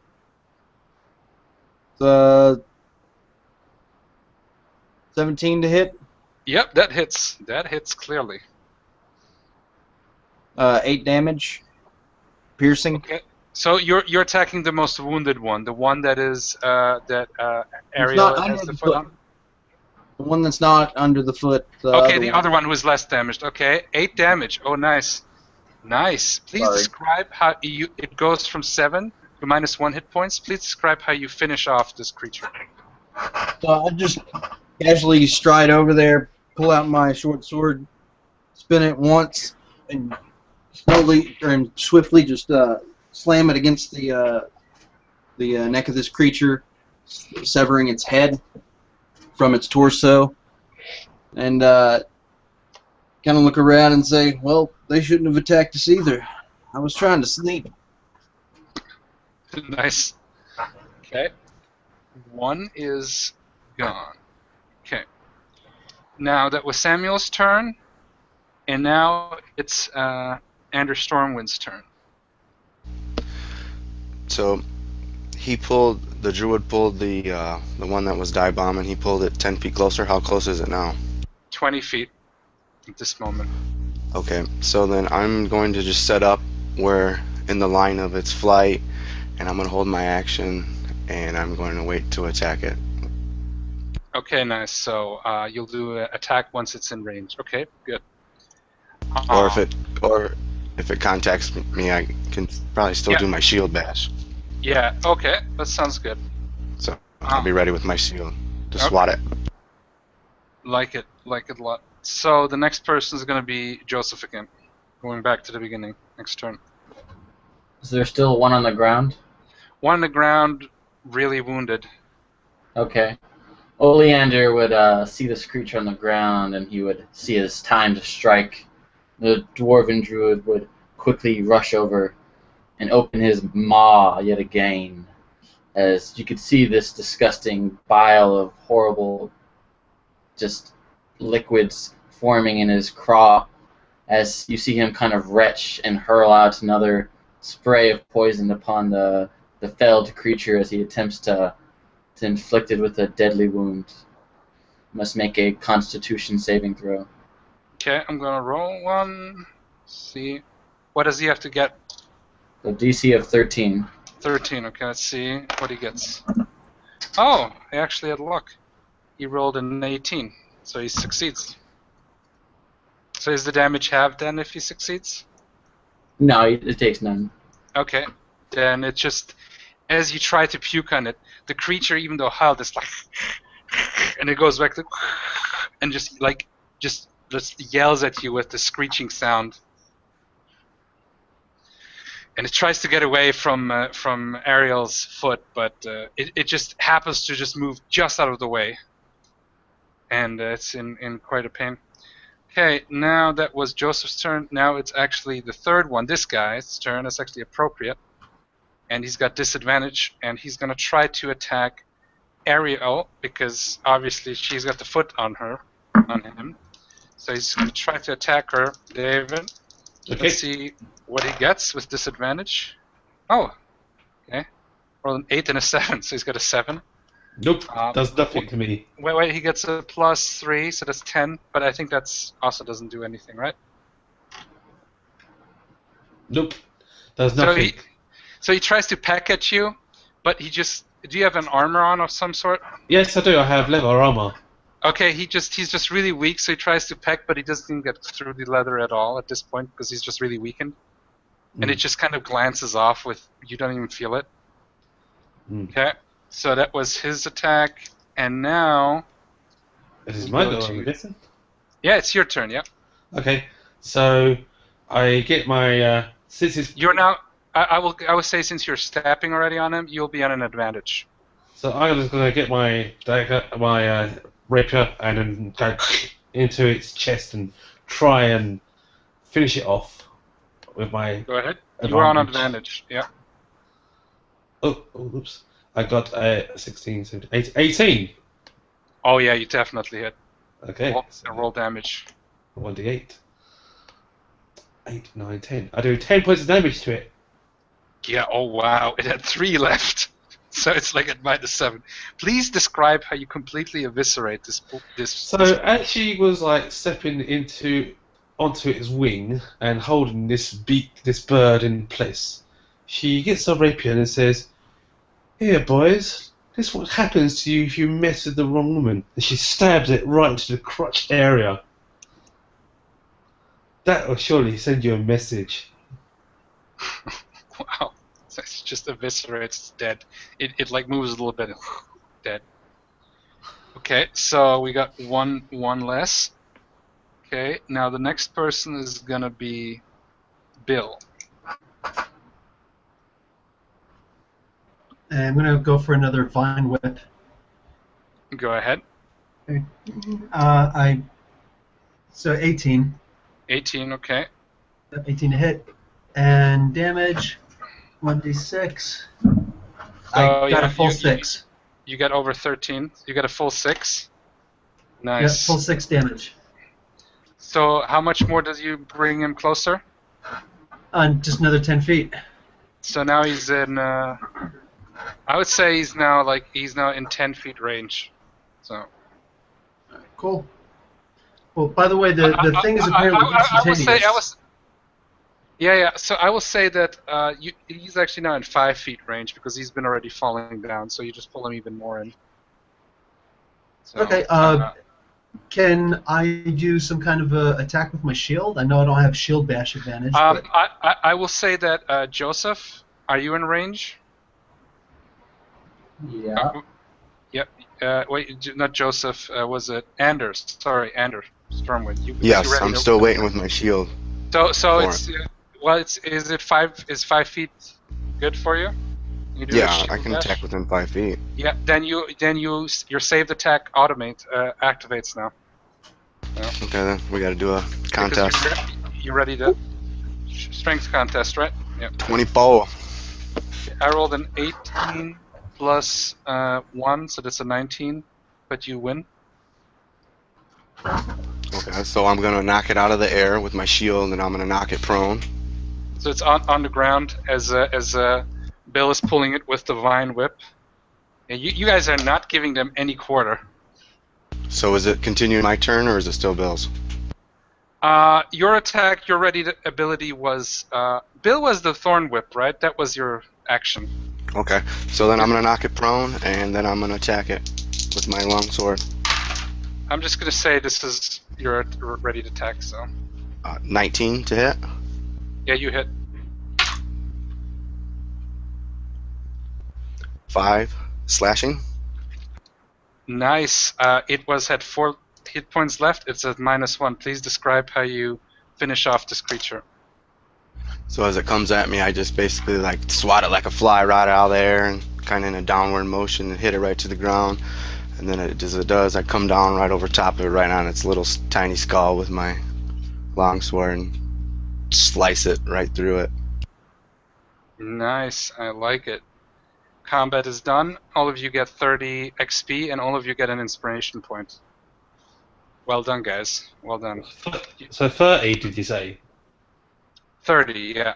Because every one of them was 50, worth 50. Divide by 5, that's 30. Okay. 150 divided by 5? Yeah, 30. Cool. I'm up to 40 XP. Yay. Well, you can only have one inspiration anyway, so. Oh, okay, then everyone gets an inspiration, and who didn't have one so far, right? You're right, I remember now. So, yeah, you finished it. Don't worry, that was a quarter challenge. So, but you'll fight bigger ones. But I wanna ease you in, guys. I don't want to start with, hey, here's Tiamat, have fun. So, I would destroy Tiamat. or here's a Tarask or some shit like that, you know. So. I thorn whip the big red head. So I'm gonna get. She says, "Well, I need my sleep. I need to prepare for my spells for tomorrow." So she gives a high five to the dwarf who spits out poison. Okay, Mr. Dwarf, it's now your turn to do the watch. I'm gonna meditate and get my spells back for the rest of the day. So she goes off to a private little part of the tent on the campsite, and she goes in there and zips up the tent, and then she meditates to get her music back for the day. Okay. Any other things? Because we're gonna wrap it up soon now. Because I think this is a good place to wrap it up. Okay. I have praised the bard and the fighter as their combat styles are like polar opposites of each other, but both extremely effective. Yeah, you worked well together. It was really cool. Like the advantage given by the bard, then the thorn whip you really destroyed the advantage that the flying creatures had with that, pulling them in. And everybody ready to action. Everybody was there, so yeah, no problems.